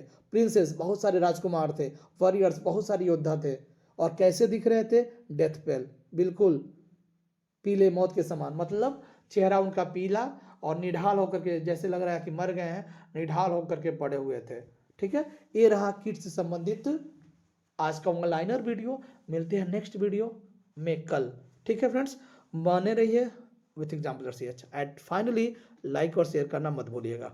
Bye bye. हेलो फ्रेंड्स, नमस्कार, वेलकम बैक। एलटी ग्रेड के तहत आज जो वीडियो होने वाला है वो रॉबर्ट ब्राउनिंग पर होने वाला है। फुल्ली वीडियो आपको बता दें, वन लाइनर है, फटाफट आप तैयारी कर सकते हैं। सिलेबस में देखते हैं माई लास्ट डचेस एक पोयम है और दूसरा है प्रॉस्पिके। ठीक है, 2 पोयम है रॉबर्ट ब्राउनिंग के एलटी ग्रेड में शामिल, उन पर आज हम लोग चर्चा करने वाले हैं। सबसे पहले रॉबर्ट ब्राउनिंग की बात करते हैं फ्रेंड्स। ठीक है, कह रहे हैं कि 7 मई 1812 में इनका जन्म होता है कैम्बरवेल लंदन में। जबकि डेथ की अगर बात करते हैं तो 12 दिसंबर 1889 को 77 साल की उम्र में वेनिस इटली में इनका देहांत हो जाता है। ठीक है, वेनिस इटली में। एक इनका वर्क है मैन एंड ओमन। ठीक है, आपको बता दें फ्रेंड्स, यह जो है डेडिकेट किया गया है उनकी पत्नी एलिजाबेथ बैरेट ब्राउनिंग को। ठीक है, ध्यान रखिएगा। और मेन एंड ओमेन में से ही इस मेन एंड ओमेन में ही प्रॉस्पिके जो है शामिल है, इसी में शामिल है प्रॉस्पिके। एक चीज है। चलिए अब इन पोएम्स के बारे में बात कर लेते हैं। पहला है माई लास्ट डचेस की अगर बात करते हैं फ्रेंड्स, पब्लिश होता है 1842 में। 1842 में 56 लाइन का यह पोयम है। ठीक है, और यह शामिल होता है बेल एंड पोमेग्रेनेट, एक सीरीज आता है इनका, बेल एंड पोमग्रेनेट। ठीक है, आता है 1841 से लेकर के 1846 के बीच में, उसी में माई लास्ट डचेस शामिल है। क्लियर है ना। उसके बाद प्रॉस्पिके की बात करते हैं। तो सबसे पहले प्रॉस्पिके का मतलब समझ लीजिए। कह रहा है कि लुक फॉरवर्ड जो है इसका मीनिंग होगा। ठीक है, पहली बार यह पब्लिश होता है 1864 में। 1864 में प्रॉस्पिके लिखा गया 1861 में। और यह शामिल है किस कलेक्शन में, तो ड्रामेटिस पर्सन करके एक कलेक्शन है, और वह कलेक्शन आपको बता था मेन एंड ओमेन में शामिल है। मेन एंड ओमेन फाइनली जो 1864 में पब्लिश होता है उसमें शामिल है। प्रॉस्पिके की अगर बात करते हैं तो ये भी चूँकि उसी से शामिल है, उसी कलेक्शन में शामिल है, तो प्रॉस्पिके भी आपका 1864 में ही पब्लिश होता है, और मेन एंड वुमेन भी 1864 में। अब चलिए बात कर लेते हैं फ्रेंड्स क्वेश्चन का, वन लाइनर है, फटाफट चलते हैं। कह रहा है कि Browning belongs to the Victorian era. तो कल मैंने बताया, कल के वीडियो में भी टेनिसन को जब मैं बढ़ा रहा था, तो 1837 से लेकर के 1901 के बीच में विक्टोरियन ईरा रहता है। Browning was the contemporary of Tennyson. तो टेनिसन के बारे में भी मैंने कल चर्चा किया हुआ है, टेनिसन के समकालीन थे। Browning is known for dramatic monologue के लिए जाने जाते हैं। Which poem brought Browning to the attention of D G Rossetti. कौन सा ऐसा पोएम था कि अटेंशन किया डीजी रजोटी को, वो है पोएम है ब्राउनिंग के द्वारा लिखा गया पालिन। ठीक है, पालिन की अगर बात करते हैं तो लिखा गया है 1832 में, पब्लिश होता है 1833 में। ए पी है ए डब्ल्यू है, लिखा गया 32 में, पब्लिश होता है 33 में। सॉरी। आगे कह रहा है कि ब्राउनिंग मैरिड, किससे शादी की है, एलिजाबेथ बैरेट ब्राउनिंग से। अ बेटर नन पोएट, वो भी एक पोएट थी या पोएटेस कह सकते हैं। After marrying Browning went to live in Italy. शादी के बाद कहाँ चले गए रहने, Italy. Which country does Browning call my university. ये इंपॉर्टेंट क्वेश्चन है कि ब्राउनिंग किस कंट्री को माई यूनिवर्सिटी बोलते थे, वो है इटली, क्योंकि शादी के बाद वहीं जाकर के रहने लगे थे। Elizabeth Barrett Browning was senior to Browning in age by 6 years. 6 साल की बड़ी थी Elizabeth Barrett Browning. Sarah Anna Wiedemann, इनकी माताजी का नाम है सराह अन्ना विडमैन, जो है ब्राउनिंग की माताजी का नाम है। My last duchess is a famous dramatic monologue. ठीक है, आगे बढ़िए। नेक्स्ट कह रहा है कि माई last duchess is publish in 1842। मैंने पहले ही बता दिया था कि माई लास्ट डचेस 1842 में पब्लिश होता है, और किस रूप में, ड्रामेटिक लिरिक्स के रूप में। है तो ड्रामेटिक मोनोलॉग, लेकिन ड्रामेटिक लिरिक्स के रूप में पब्लिश होता है। My last duchess is set in the Italian background. Italian background पर यह माई लास्ट डचेस सेट है। Who is set to be the silent listener in my last duchess. तो साइलेंट लिसनर बोला जाता है माई लास्ट डचेस में, वो है निकोलस मैड्रूज। ठीक है, मैड्रूज कह सकते हैं, निकोलस मैड्रूज। My last duchess is a psychological study in the jealousy of egoism. तो कह रहे हैं कि ईगोइज्म और जीलसी का साइकोलॉजिकल स्टडी करता है my last duchess. In last duchess the Duke is proud of his, तो किस बात पर उसे घमंड है? उसे घमंड है कि 900 साल पुराना उसका नाम है। ठीक है, 900 साल पुराना उसका नाम है। शायद नाम अल्फेंसो रहता है कुछ ऐसे करके। ठीक है, फेरेरा का राजा रहता है। The Duke can not tolerate the amiable nature, मिलनसार प्रवृत्ति की थी उनकी पत्नी। ठीक है, किसकी? ड्यूक की। जो ड्यूक की यानी माई लास्ट डचेस की बात कर रहा है, जो उसमें ड्यूक की पत्नी है ना, वो सह नहीं सकता, यानी अपने पत्नी का एमिएबल नेचर उसे बर्दाश्त नहीं होता है। Spot of Joy is a phrase that appears in my last duchess. तो इसको ध्यान रखिएगा, स्पॉट ऑफ जॉय। ठीक है, स्पॉट एक स्थान, ऑफ जॉय यानी आनंद का स्थान। ये जो फ्रेज है माई लास्ट डचेस से लिया गया है। I choose never to stoop, stop नहीं है, स्टूप है। मैं चुनता हूँ कभी नहीं झुकना, यानी मैं कभी झुकना मैं पसंद करता हूँ, मैं चूज करता हूँ, सेलेक्ट करता हूँ। ये लाइन माई लास्ट डचेस से ही लिया गया है, इंपॉर्टेंट है। I choose never to stoop. I gave commands, कह रहा कि मैं क्या दिया? आदेश दिया। देन मीन्स तब, ऑल स्माइल्स, सभी मुस्कुराहटें, स्टॉप्ड टुगेदर, एक साथ सभी मुस्कान रुक गए। ठीक है, ऐसा। Who gave the commands to kill the duchess, duchess को मारने के लिए किसका कमांड था? तो वो द ड्यूक का था, जो राजा था फेरेरा का। देयर सी स्टैंड्स, वहाँ वह खड़ी है, वहाँ वह खड़ी है। एज इफ मीन्स मानो जिंदा है, वहाँ वह खड़ी है मानो कि जिंदा है। यह लाइन भी माई लास्ट डचेस से लिया गया है by Browning. My last duchess is an iambic pentameter, heroic couplet में है और एम्बिक पेंटामीटर में है। My last duchess reveals the duke's nature, कह रहा है कि reveals the duke nature.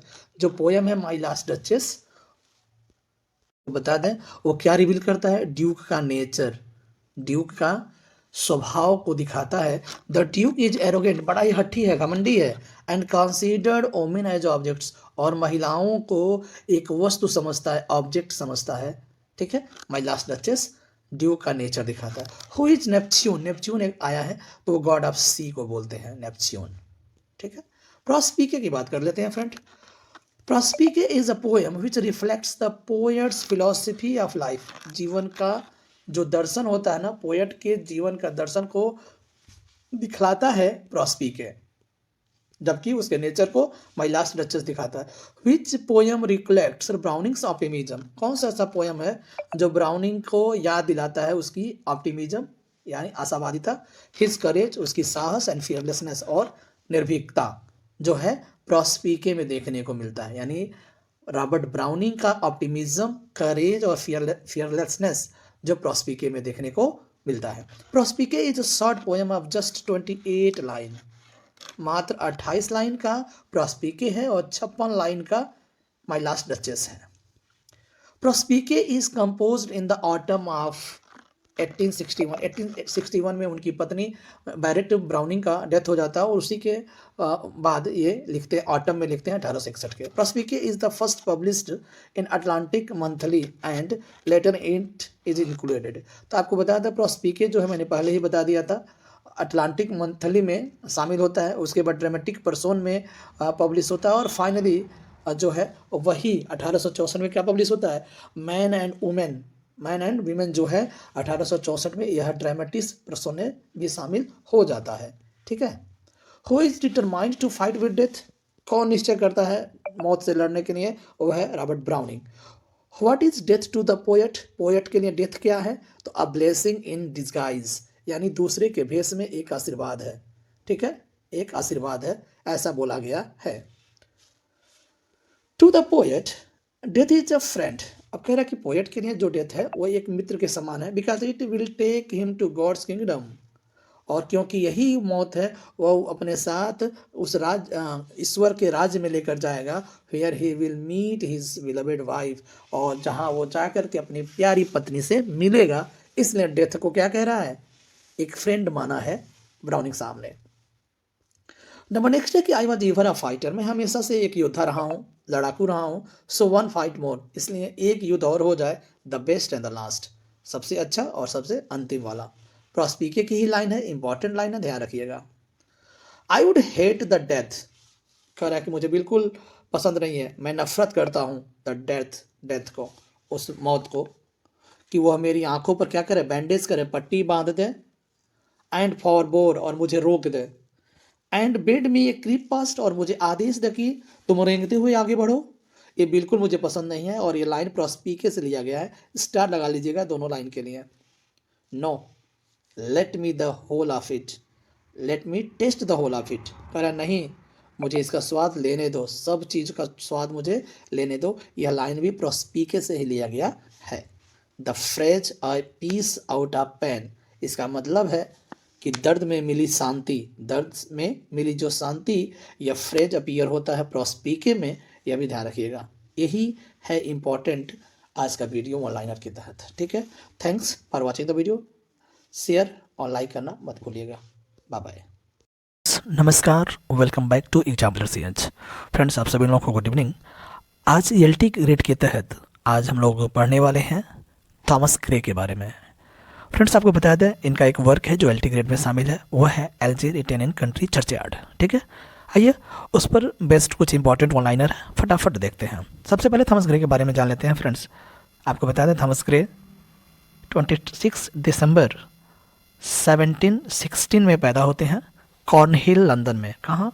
कॉर्नहिल London में। ठीक है, नेक्स्ट बता रहा है फ्रेंड्स कि इनका जो डेथ की अगर बात करते हैं, इनका डेथ हुआ था 30 जुलाई 1771 में, कैम्ब्रिज में इनका डेथ हुआ था, इसको भी ध्यान में रखिएगा।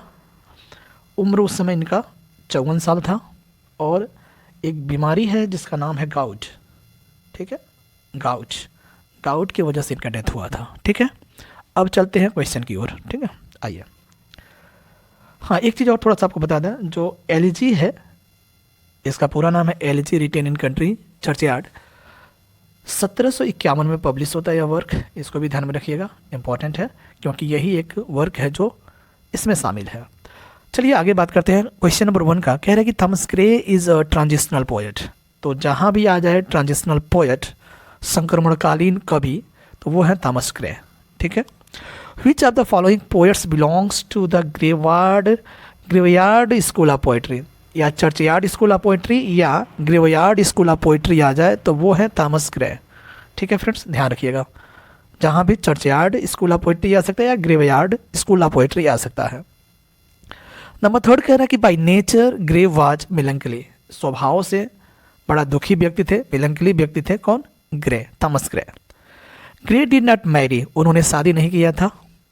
And did not accept poet laureateship, तो इस बात को भी ध्यान में रखिएगा, दोनों अलग अलग क्वेश्चन है, मैंने एक में शामिल किया है कि उन्होंने शादी नहीं किया था, एक चीज़। दूसरा कह रहा है कि he did not accept poet laureateship, यानी पोएट लॉरेटशिप भी उन्होंने एक्सेप्ट नहीं किया था। नंबर 5 कह रहा है कि odd to spring hymn to adversity, the progress of poesy, the bard and elegy are the famous poems of. तो जितने भी यहाँ दिखाई दे रहा है फेमस पोएम्स है थॉमस ग्रे का। ओड टू स्प्रिंग की बात करते हैं फ्रेंड, तो ओड टू स्प्रिंग जो है 1748 में पब्लिश होता है। हिम टू एडवर्सिटी की अगर बात करते हैं तो 1753 में पब्लिश होता है। द प्रोग्रेस ऑफ पोएजी और द बार्ड, ये दोनों एक साथ पब्लिश होता है 1757 में दोनों। और फाइनली एलेजी जो है ये 1751, मैंने पहले ही बता दिया है, elegy written in country churchyard 1751 में पब्लिश होता है। Gray worked on elegy for 7 years from 1740 to 1749। अब आपको बता देते हैं 1742 से यह शुरू किए थे elegy written in country churchyard पर काम करना। कंप्लीट, देखिए काम तो किए हैं 1749, लेकिन 1750 में कंप्लीट होता है elegy written in country churchyard, और फाइनली 1751 में पब्लिश होता है यह पोयम या elegy. The figure of speech in very way, देखिए जब इसमें जब आप पढ़े होंगे तो इसमें जो फार्मर्स हैं जब वापस लौटते हैं घर की ओर तो बता रहे हैं कि जो थके हारे आ रहे हैं लेकिन रास्ते को बोल रहा है वेरी वे, तो वेरी वे एक फिगर ऑफ स्पीच इसमें आता है, वो है ट्रांसफर एपिथेट, यानी थका हुआ व्यक्ति है लेकिन यहाँ पर रास्ते को बताया जा रहा है क्या है, रास्ते थके हुए हैं। ठीक है, ट्रांसफर एपिथेट एक फिगर ऑफ स्पीच है, ध्यान रखिएगा। Gray was educated Eton and Cambridge, ठीक है, ईटन कॉलेज और कैम्ब्रिज कॉलेज में उन्होंने एजुकेशन लिया है। एलेजी की अगर बात करते हैं, elegy written in country churchyard 32 stanza में है, वाज पब्लिश्ड इन 1759, मैंने पहले ही बता दिया था। ही इज़ द साइंटिस्ट, वह एक वैज्ञानिक हैं, एंड फ्रेलेस्ट ऑफ द क्लासिक्स, और सभी क्लासिक्स के सबसे नाजुक, फ्रेलेस्ट का मतलब होता है सबसे नाजुक, इन आवर पोइट्री, यानी हमारे पोइट्री के सबसे नाजुक क्लासिक्स में से एक थे, but he is a classic, लेकिन वही एक क्लासिक है, ठीक है। ऐसा मैथ्यू अर्नोल्ड साहब ने बोला है अबाउट कौन, थॉमस ग्रे। थॉमसन एक राइटर हैं, कह रहे हैं कि Thomson's the season and Gray's elegy rival, तो कह रहा है कि जो थॉमसन है उनका जो सीजन वर्क है और ग्रे का एलेजी जो है प्री रोमांटिक नोट को दिखाता है या रिवील मैंने प्रकट करता है, एंड डिस्क्रिप्शन ऑफ नेचर, ठीक है, डिस्क्रिप्शन ऑफ नेचर और प्री रोमांटिक नोट को क्या करता है, रिवील करता है दोनों वर्क। आगे बात करते हैं, the poem was started in 1742 and completed in 1750, ये सही है, 1742 में शुरू हुआ था, ठीक है, और 1750 में फाइनली कंप्लीट होता है, और 1751 में elegy written in a country churchyard publish होता है। Gray was self critical writer, देखिए self critical writer, published only 30 poems in his lifetime, सबसे बड़ी बात है कि सेल्फ क्रिटिकल राइटर थे, खुद आलोचना अपना करते थे, और टोटल उनके पूरे जीवन काल में मात्र 13 पोएम्स ही पब्लिश हुआ है, 13 पोएम्स ही पब्लिश हुआ है। He was dominant poetic figure and precursor of the romantic movement, ये इंपॉर्टेंट है, ये पूछा जा सकता है कि who was precursor of the romantic movement या who is the precursor of the romantic movement, यानी रोमांटिक मूवमेंट के प्रिकर्सर किसे कहा जाता है, तो वो हैं थॉमस ग्रे, और डोमिनेंट फिगर भी रहे हैं, पोएटिक फिगर भी रहे हैं अपने इरा में, इसको ध्यान में रखिएगा। ही रोट 2 पिंडारी कोड, उन्होंने 2 पिंडारी ओड लिखा है, नाम आपको मैं बता दे रहा हूँ, एक है प्रोग्रेस ऑफ पोएजी और द बार्ड, ये दोनों पिंडारिक ओड हैं जो टोटल दोनों एक साथ 1757 में पब्लिश होते हैं। Gray settled at Cambridge, Cambridge में कब सेटल हुए, तो 1742 में। Gray was sent to Eton, Gray को यानी थॉमस ग्रे को ईटन कॉलेज भेजा गया, कब, 1725 में, at the age of 9। Next बात कर रहे हैं कि who wrote life of Thomas Gray, Thomas Gray का लाइफ यानी का जीवन, ये एक वर्क है, लिखा गया है डॉक्टर जॉनसन के द्वारा, डॉक्टर जॉनसन के द्वारा, ये भी लगा लीजिए star.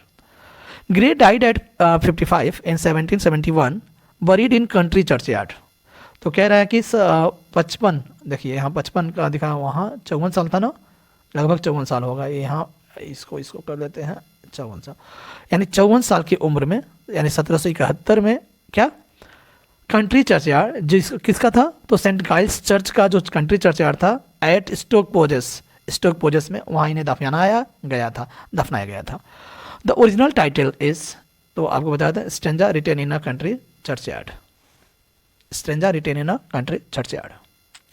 Eaten college friends, Eton college जब इन्होंने ज्वाइन किया था तो उस समय इनके फ्रेंड्स थे Horace Walpole, Thomas Ashton, Richard West, ठीक है, स्टार लगा लीजिएगा, तीनों फ्रेंड्स हैं इनके ईटन कॉलेज के दौरान।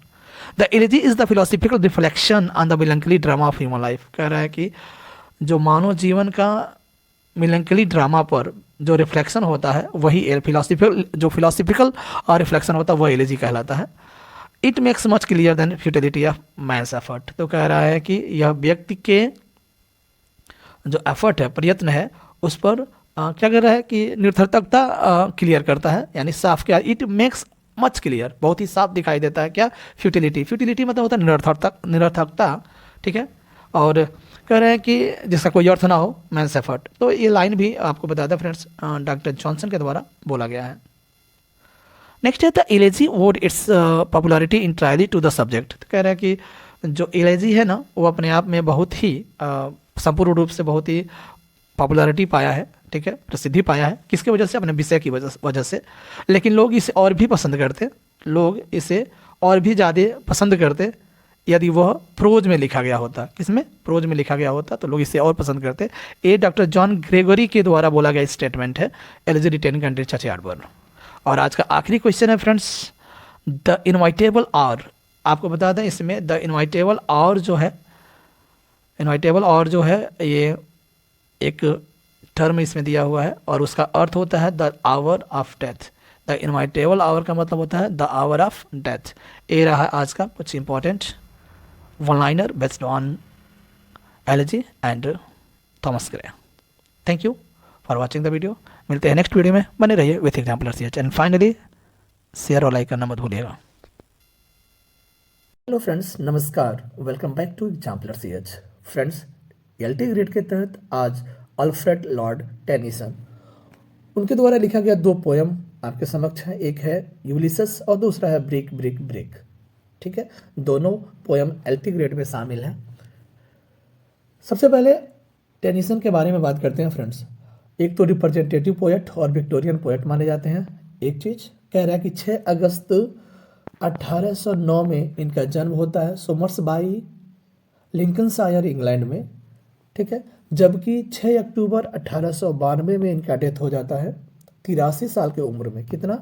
83 ईयर्स में इनका डेथ हो जाता है। हैसलमेयर, सरे, इंग्लैंड में इनका डेथ होता है। क्लियर है? इनकी पत्नी का नाम एमिली सेलवुड, जो 1850 में शादी किए थे, एमिली सेलवुड। और एक चीज़ और मैं आपको बताना चाहूँगा, 1829 में इनको चांसलर्स गोल्ड मेडल मिला था शायद टिम्बुक्टो के लिए। ठीक है, आगे हम लोग बात करने वाले हैं यूलिसस के बारे में। यूलिसस की अगर बात करते हैं फ्रेंड्स, लिखा गया था 1833 में, पब्लिश होता है 1842 में, ब्लैंक वर्स में लिखा गया है। और आपको बता दें, पोइट्री का सेकेंड वॉल्यूम जब आया था इनका 1842 में, उसमें यूलिसस क्या होता है? पब्लिश होता है। इसमें यूलिसस की अगर बात करते हैं तो इथाका का राजा रहता है, किंग रहता है, उनकी पत्नी पेनलोप है और बेटा टेलीमाकस है। चलिए आगे बात कर लेते हैं ब्रिक ब्रिक ब्रिक। लिखा गया था 1833 से 35 के बीच में लगभग। ठीक है, पब्लिश होता है 1842 में। एलजी है आर्थर हेनरी हेल्लम पर बेस्ट। चलिए शुरू करते हैं आज का वीडियो। वन लाइनर फटाफट, लाइक शेयर करना मत भूलिएगा। क्वेश्चन नंबर 1 आपके समक्ष कह रहा है कि which historical age did Tennyson belong to. तो टेनिसन किससे बिलोंग करते थे? द विक्टोरियन एरा से। विक्टोरियन एरा की बात करते हैं तो 1837 में क्वीन विक्टोरिया आती हैं और 1901 लगभग 63-64 साल इनका शासनकाल रहता है। 1837 से 1901 इस एरा में रहे हैं टेनिसन साहब। Tennyson was appointed the poet laureate of England after William Wordsworth. तो आपको बता दें 1843 से लेकर के 1850 तक विलियम वर्ड्सवर्थ रहते हैं। 1850 में फिर टेनिसन साहब पोएट लॉरेटशिप संभालते हैं। इन मेमोरियम जो 1850 में पब्लिश होता है, Tennyson mourns the death of Arthur Henry Hallam. Arthur Henry Hallam के डेथ पर वो बिलाप करते हैं इन मेमोरियम में। इन मेमोरियम 1850 में आता है, यह भी एक एलिजी ही है। ठीक है, आगे बढ़ते हैं। नंबर 4 कह रहा है कि how many years did Tennyson take in completing In Memoriam. Memoriam को पूरा करने में टोटल फ्रेंड्स आपको बता दें 17 साल 17 ईयर्स लगा था। 17 ईयर्स लगा था इन मेमोरियम को कंप्लीट करने में। नंबर नेक्स्ट है Tennyson's Queen Mary. Queen Mary जो है टेनिसन का एक ड्रामा है। ठीक है, और पब्लिश होता है 1874 में। ठीक है, और कह सकते हैं हिस्टोरिकल ट्रिलॉजी है। हिस्टोरिकल ट्रिलॉजी है Queen Mary by Tennyson. What is Tennyson's Maud? Maud एक वर्क है, आपको बता दें यहाँ पर कैपिटल होना चाहिए। मॉड एक मोनोड्रामा है। ठीक है, मॉड क्या है? एक मोनोड्रामा है। और बता दें आपको 1855 में पब्लिश होता है मोनोड्रामा, 1855 में by Tennyson. The cup is a drama written by Tennyson. देखिएगा, एक द कप एक ड्रामा है टेनिसन के द्वारा। Which type of drama is it? तो किस तरह का है? तो ये है एक ट्रेजेडी है। द कप क्या है? द कप क्या है? ट्रेजेडी है। इसको ध्यान में रखिएगा। 1881 में पब्लिश होता है, 1881 में। Tennyson spent his last days at. तो टेनिसन साहब अपने लास्ट दिनों को व्यतीत किए कहाँ? एल्डवर्थ इन सरे में। एल्डवर्थ इन सरे। The theme of the Tennyson idols of the king. देखिएगा, आइडल्स ऑफ द किंग बहुत बड़ा वर्क है इनका। ठीक है, is the story of king Arthur and his round table. किसकी कहानी है? तो कहानी है किंग आर्थर और उसके राउंड टेबल की। ठीक है, आइडल की बात करते हैं, आइडल ऑफ द किंग की बात करते हैं फ्रेंड्स। तो ये पब्लिश होता है 1859 से लेकर के 1885 यानी 85 के बीच। 1859 से 1885 के बीच में ये ideals of the king serial wise publish होता है। ठीक है, इसको ध्यान में रखिएगा। इसी में पासिंग ऑफ आर्थर वगैरह जो पोएम इंपॉर्टेंट पोएम वो भी शामिल है, उसका हिस्सा रहा है। विच poem of Tennyson own him the chancellor medal at Cambridge, तो कैम्ब्रिज में चांसलर मेडल इनको 1829 में मिलता है टिम्बुक्टू के लिए। टिम्बुक्टू के लिए इंपॉर्टेंट है, ध्यान रखिएगा। When Tennyson died a copy of Shakespeare's play was found lying under the cover of his bed, what was the play. तो देखिए जब वो मरते हैं टेनिसन साहब तो उनके बेड के नीचे एक कॉपी रहता है इस ड्रामा का, तो वो शेक्सपियर के द्वारा लिखा गया एक ड्रामा है सिम्बलिन। सिम्बलिन का एक कॉपी उनके बेड के नीचे मिलता है, ऐसा बताया जाता है। Queen Guinevere is a character in one of the poems of Tennyson, तो क्वीन जेनवेरा जो है एक कैरेक्टर है क्या, पासिंग ऑफ आर्थर के।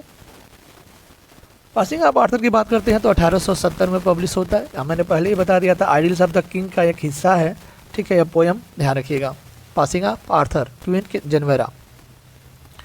किंजोरा फॉल्स इन लव विथ, तो नाइट लॉन्सलॉट। किंजोरा जो है प्रेम में पड़ जाती है किसके, नाइट लॉन्सलॉट के। पासिंग ऑफ आर्थर से रिलेट करता है क्वेश्चन, ध्यान रखिएगा। नेक्स्ट क्वेश्चन है the lyric brick brick brick expresses Tennyson grief over the death of, तो ब्रिक ब्रिक और इन मेमोरियम दोनों एलिजी टाइप के वर्क हैं जो आर्थर हेनरी हेलम के डेथ पर लिखे गए हैं। टेनिसन स्वान सॉन्ग इज, तो आपको बताया था टेनिसन साहब का जो स्वान सॉन्ग है वो है crossing the bar. Crossing the bar swan song लिखा गया, पब्लिश होता है फ्रेंड्स 1889 में, ठीक है, और लिखा भी गया है 1889 में और 1889 में पब्लिश भी होता है। Crossing the bar swan song है, अंतिम वर्क है इनका टेनिसन साहब का। हु एथर्ड हाई फैंटेसिज्म, अब किसने लिखा है हाई पैंथेसिज्म, वह टेनिसन साहब ने लिखा है। हायर पैंथेसिज्म की अगर बात करते हैं तो 1867 में पब्लिश होता है, यह भी एक पोयम है हायर पैंथेसिज्म, ठीक है।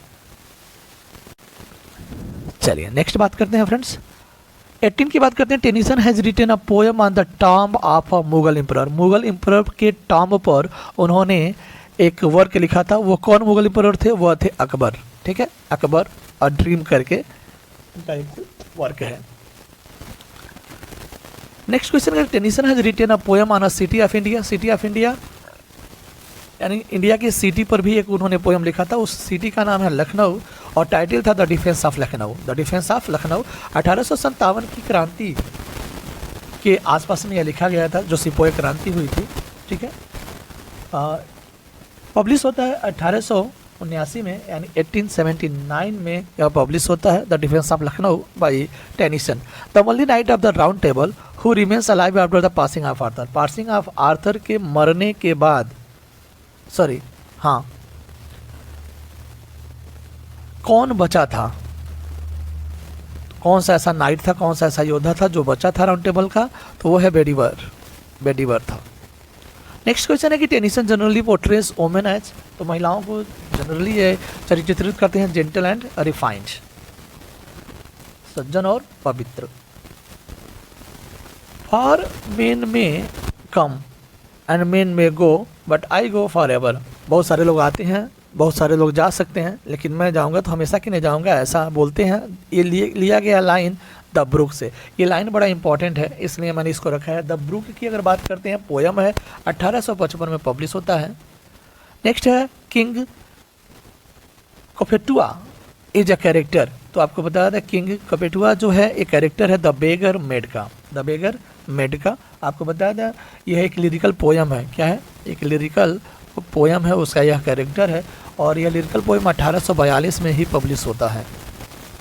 Tennyson's Enoch Ardern, Enoch Ardern क्या है आपको बताया था, यह भी एक नैरेटिव पोयम है, एक नैरेटिव पोयम है इनोक अर्डन, 1864 में पब्लिश होता है। Ulysses is a poem of action while Lotus Eaters is a poem of inaction, इसको ध्यान में रखिएगा, बड़ा इंपॉर्टेंट क्वेश्चन बनता है कि यूलिसेस जो है एक एक्शन पोयम माना जाता है, जबकि लोटस ईटर्स जो है वह इन एक्शन पोयम माना जाता है। लोटस ईटर की बात करते हैं तो यह भी एक पोयम है, पब्लिश होता है 1832 में। Tennyson Ulysses is dramatic monologue in blank verse, इसको पहले ही मैंने बता दिया कि ड्रामेटिक मोनोलॉग है और यूलिसेस जो है ब्लैंक वर्स में लिखा गया है, पब्लिश होता है 1842 में, लिखा गया था 1833 में। Who is the son of Ulysses, Ulysses का बेटा कौन है? टेलीमाकस है, और पेनलोप जो है उनकी पत्नी है, एजेड है उनसे। Which poem of Tennyson is based on Homer's Odyssey and Dante Inferno. देखिए होमर्स का ओडिसी और दांते का इन्फर्नो कैंटो, स्पेशली कैंटो 26 जो है बेस्ड है, वो कौन सा पोएम है? उस पर बेस्ड है Ulysses by Tennyson. Ulysses is written in 1833 and published in 1842। 1833 में लिखा गया था, 1842 में पब्लिश होता है यूलिसस। पेनलोप यूलिसस एजेड वाइफ, यानी यूलिसस की एजेड पत्नी है। Come my friends, it is not too late to seek a newer world. Ulysses कभी भी आराम करने को नहीं सोचता, वो जब एडवेंचर पर निकलता है तो लगातार चलता रहता है। यहाँ एक लाइन बोला गया है कि आओ मेरे दोस्तों, आओ मेरे दोस्तों, एक नई दुनिया की, न्यूअर वर्ल्ड, एक नई दुनिया की तलाश में अभी देर नहीं हुआ है, यानी बहुत ही देर नहीं हुआ है, ऐसा यूलिसस में बोला गया है यूलिसस के द्वारा। Brick brick brick is composed probably in 1834 and published in 1842। तो ब्रिक ब्रिक जो है एलजी है, आर्थर हेनरी हेलम पर बेस्ड है। एक चीज़ लिखा गया था 1834 में, यहाँ प्रोबेबली बोल रहा है, तो मैंने पहले ये बता दिया था 1833 से लेकर के 35 के बीच में ब्रिक ब्रिक लिखा गया था, और फाइनली 1842 में पब्लिश होता है। वो sea and I would that my tongue would utter the thoughts that arise in me. Break break की लाइन है, इंपॉर्टेंट लाइन है, इसलिए मैंने इसको शामिल किया है कि हे समुद्र, और मैं चाहता हूँ कि मेरी जुबान, यानी जो जुबान जीव है, मेरे अंदर उठने वाले विचारों को अच्छे से प्रोनाउंस करे, अच्छे से बोले, अच्छे से कहे। ठीक है, ये ब्रिक ब्रिक से लिया गया इंपॉर्टेंट लाइन है। Tennyson was the fourth of 12 children, यानी 12 बच्चों में से चौथे नंबर के थे टेनिसन साहब। अब ये और इंपॉर्टेंट क्वेश्चन है, आगे आइए। The lady of salad is a celebrated Victorian ballad. तो लेडी ऑफ सलाट क्या है? एक बैलेड है अल्फ्रेड टेनिसन के द्वारा, first published in 1832 and revised 1842। तो कह रहा है कि 1832 में पब्लिश होता है, उसका रिवाइज वर्जन 1842 में आता है। वर्क का नाम है द लेडी ऑफ सलाट, एक पोएम है, बैलेड है। टेनिसन वाज मेड बैरन, ये इंपॉर्टेंट क्वेश्चन है, आज का सबसे बड़ा इंपॉर्टेंट क्वेश्चन है कि टेनिसन जो है बैरन बने थे। ठीक है, Tennyson was made Baron Tennyson by Queen Victoria in 1884। 1884 में क्वीन विक्टोरिया के द्वारा टेनिसन साहब बैरन टेनिसन बने थे, इसको ध्यान में रखिएगा, स्टार लगा लीजिएगा। पढ़ते हैं नेक्स्ट क्वेश्चन कि Ulysses a mythical hero was the king of Ithaca. मैंने पहले ही बता दिया था कि यूलिसस जो है इथाका का राजा है। ठीक है, और वह पूरा अपना किंगडम सौंपने जा रहा अपने बेटे टेलीमाकस को। इन 1850 में Tennyson appointed poet laureate after refusal of. देखिए ये तो इजी है कि विलियम वर्ड्सवर्थ के बाद टेनिसन साहब पोएट लॉरेट बन जाते हैं, लेकिन किसके रेफ्यूजल पर बनते हैं? सैमुअल रोजर्स जो थे ना, उन्होंने मना कर दिया था कि मैं पोएट लॉरेटशिप नहीं एक्सेप्ट करूंगा, और फाइनली 1850 में टेनिसन साहब को दे दिया जाता है। इस बात को ध्यान में रखिएगा, देना था किसको? वर्ड्सवर्थ के बाद सैमुअल रोजर्स को, लेकिन इन्होंने मना कर दिया, तब टेनिसन साहब को मिलता है। ये भी इंपॉर्टेंट क्वेश्चन है। Thanks for watching the video, like करना शेयर मत करिए, मत भूलिएगा। मिलते हैं नेक्स्ट वीडियो में, बाय बाय। नमस्कार, welcome back to examiner CH। Friends, LT grade के तहत आज Matthew Arnold video fully important है, वन लाइनर फटाफट। आइए शुरू करते हैं। सबसे पहले बात कर लेते हैं मैथ्यू अर्नोल्ड के बारे में। 24 दिसंबर 1822 में इनका जन्म होता है लेलेहम मिडिलसेक्स में। डेथ की अगर बात करते हैं तो 15 अप्रैल 1888 लिवरपूल। कहते हैं लोग हार्ट फेलर से इनका मौत हुआ था, ये भी ध्यान रखिएगा। इनके पिता का नाम थॉमस अर्नोल्ड था, जो हेडमास्टर थे रग्बी स्कूल के। कुछ इंपॉर्टेंट वर्क के बारे में बात कर लेते हैं। सोहराब में रुस्तम और द स्कॉलर जिप्सी जो है 1853 में पब्लिश होता है। एस्से इन क्रिटिसिज्म 1865 में। देखिएगा, एस्से ऑन क्रिटिसिज्म अगर होगा तो अलेक्जेंडर पोप, लेकिन ये है एस्से इन क्रिटिसिज्म 1865 बाय मैथ्यू अर्नोल्ड। थर्सिस की अगर बात कर लेते हैं फ्रेंड्स तो 1861 में। पेस्टोरल एलजी है। कल्चर एंड एनार्की की बात करते हैं तो 1869 में। लिटरेचर एंड डोंगमा की बात करते हैं तो 1873 में पब्लिश होता है ये वर्क। ठीक है, आज LT ग्रेड में जो शामिल है वो है डबर बीच और मेमोरियल वर्सेस। तो सबसे पहले डबर बीच की बात कर लेते हैं। एलजी है डबर बीच, 1867 में पब्लिश होता है। लिखा गया था 1851 के अराउंड में। 1867 में पब्लिश होता है फ्रेंड्स इन न्यू पोएम्स, जो डबर बीच है ना, इन न्यू पोएम्स कलेक्शन में पब्लिश होता है। Specially laments over the loss of religious faith, यानी जो धार्मिक विश्वास है ना उसका समापन होने की वजह से, ख़त्म होने की वजह से इस पर एक विलाप है। क्यों ऐसा हो रहा है? तो growth of science and trade in Victorian इरा, यानी विक्टोरियन इरा की अगर बात करते हैं फ्रेंड्स, यानी 1837 से लेकर के 1901 के बीच में विक्टोरियन इरा में साइंस और ट्रेड, शॉर्ट में कहें तो मटेरियलिज्म का प्रादुर्भाव ज़्यादा हो रहा है और जो रिलीजियस फैथ है वो ख़त्म हो रहा है। इस पर डबर बीच पोयम है। इसमें स्पीकर की बात करते हैं तो स्पीकर डबर बीच के क्लिफ यानी चोटी पर खड़ा है और इसकी एक लाइन आपको बता दें, ah love let us be true to another for the world which seems. ये लाइन बड़ा इंपॉर्टेंट है डबर बीच का कि आह लव, अरे प्रेम, let us be true to another, हम एक दूसरे के प्रति सच्चा होना चाहिए, फॉर द वर्ड, संसार की खातिर, विच सिम्स, जो हमें प्रतीत होता है। ऐसा एक लाइन है। बात करते हैं नेक्स्ट मेमोरियल वर्सेस के बारे में फ्रेंड्स। मेमोरियल वर्सेस 14 लाइंस का एलजी है।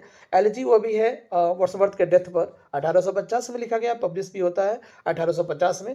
लेकिन मेमोरियल वर्सेस की अगर बात करते हैं तो फ्रेजर्स मैगजीन में यह वर्क पब्लिश होता है। ठीक है, ये कुछ शॉर्ट डिटेल्स था।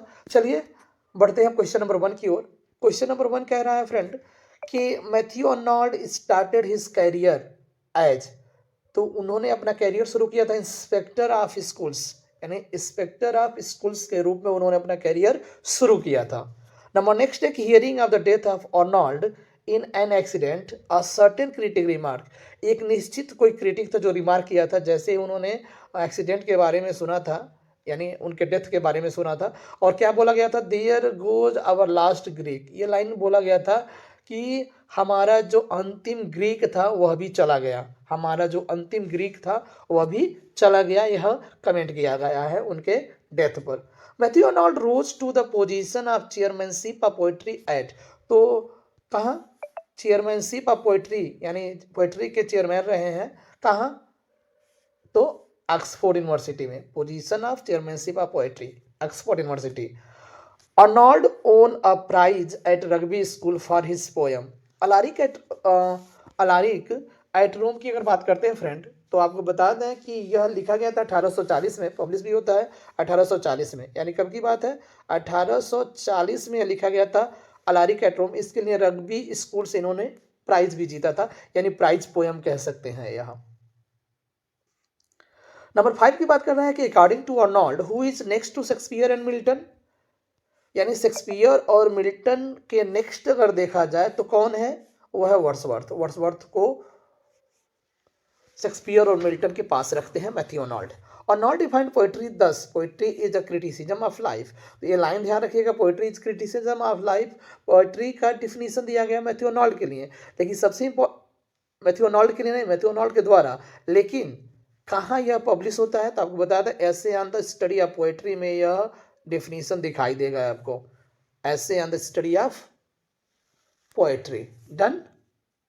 नंबर नेक्स्ट कह रहा है कि अदर्स अवॉइड और क्वेश्चंस, यानी अन्य जो है हमारे क्वेश्चंस का रिप्लाई करते हैं, जवाब देते हैं।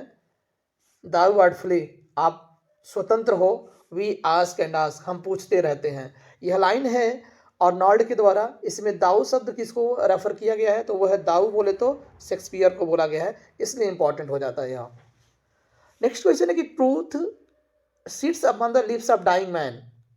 फ्रेंड्स आपको बता दें मरते हुए लोगों के होंठों पर सत्य यानी दिखाई देता है या पड़ा रहता है, तो कह रहा है कि यहाँ ट्रूथ सीट्स अपॉन की बात बोल रहा है। यहाँ फिगर ऑफ स्पीच की अगर बात करते हो तो पर्सनिफिकेशन होगा, ये अगर आप पर्सनिफिकेशन अच्छे से पढ़े होंगे तो ये एग्जाम्पल भी बहुत बार आया होगा।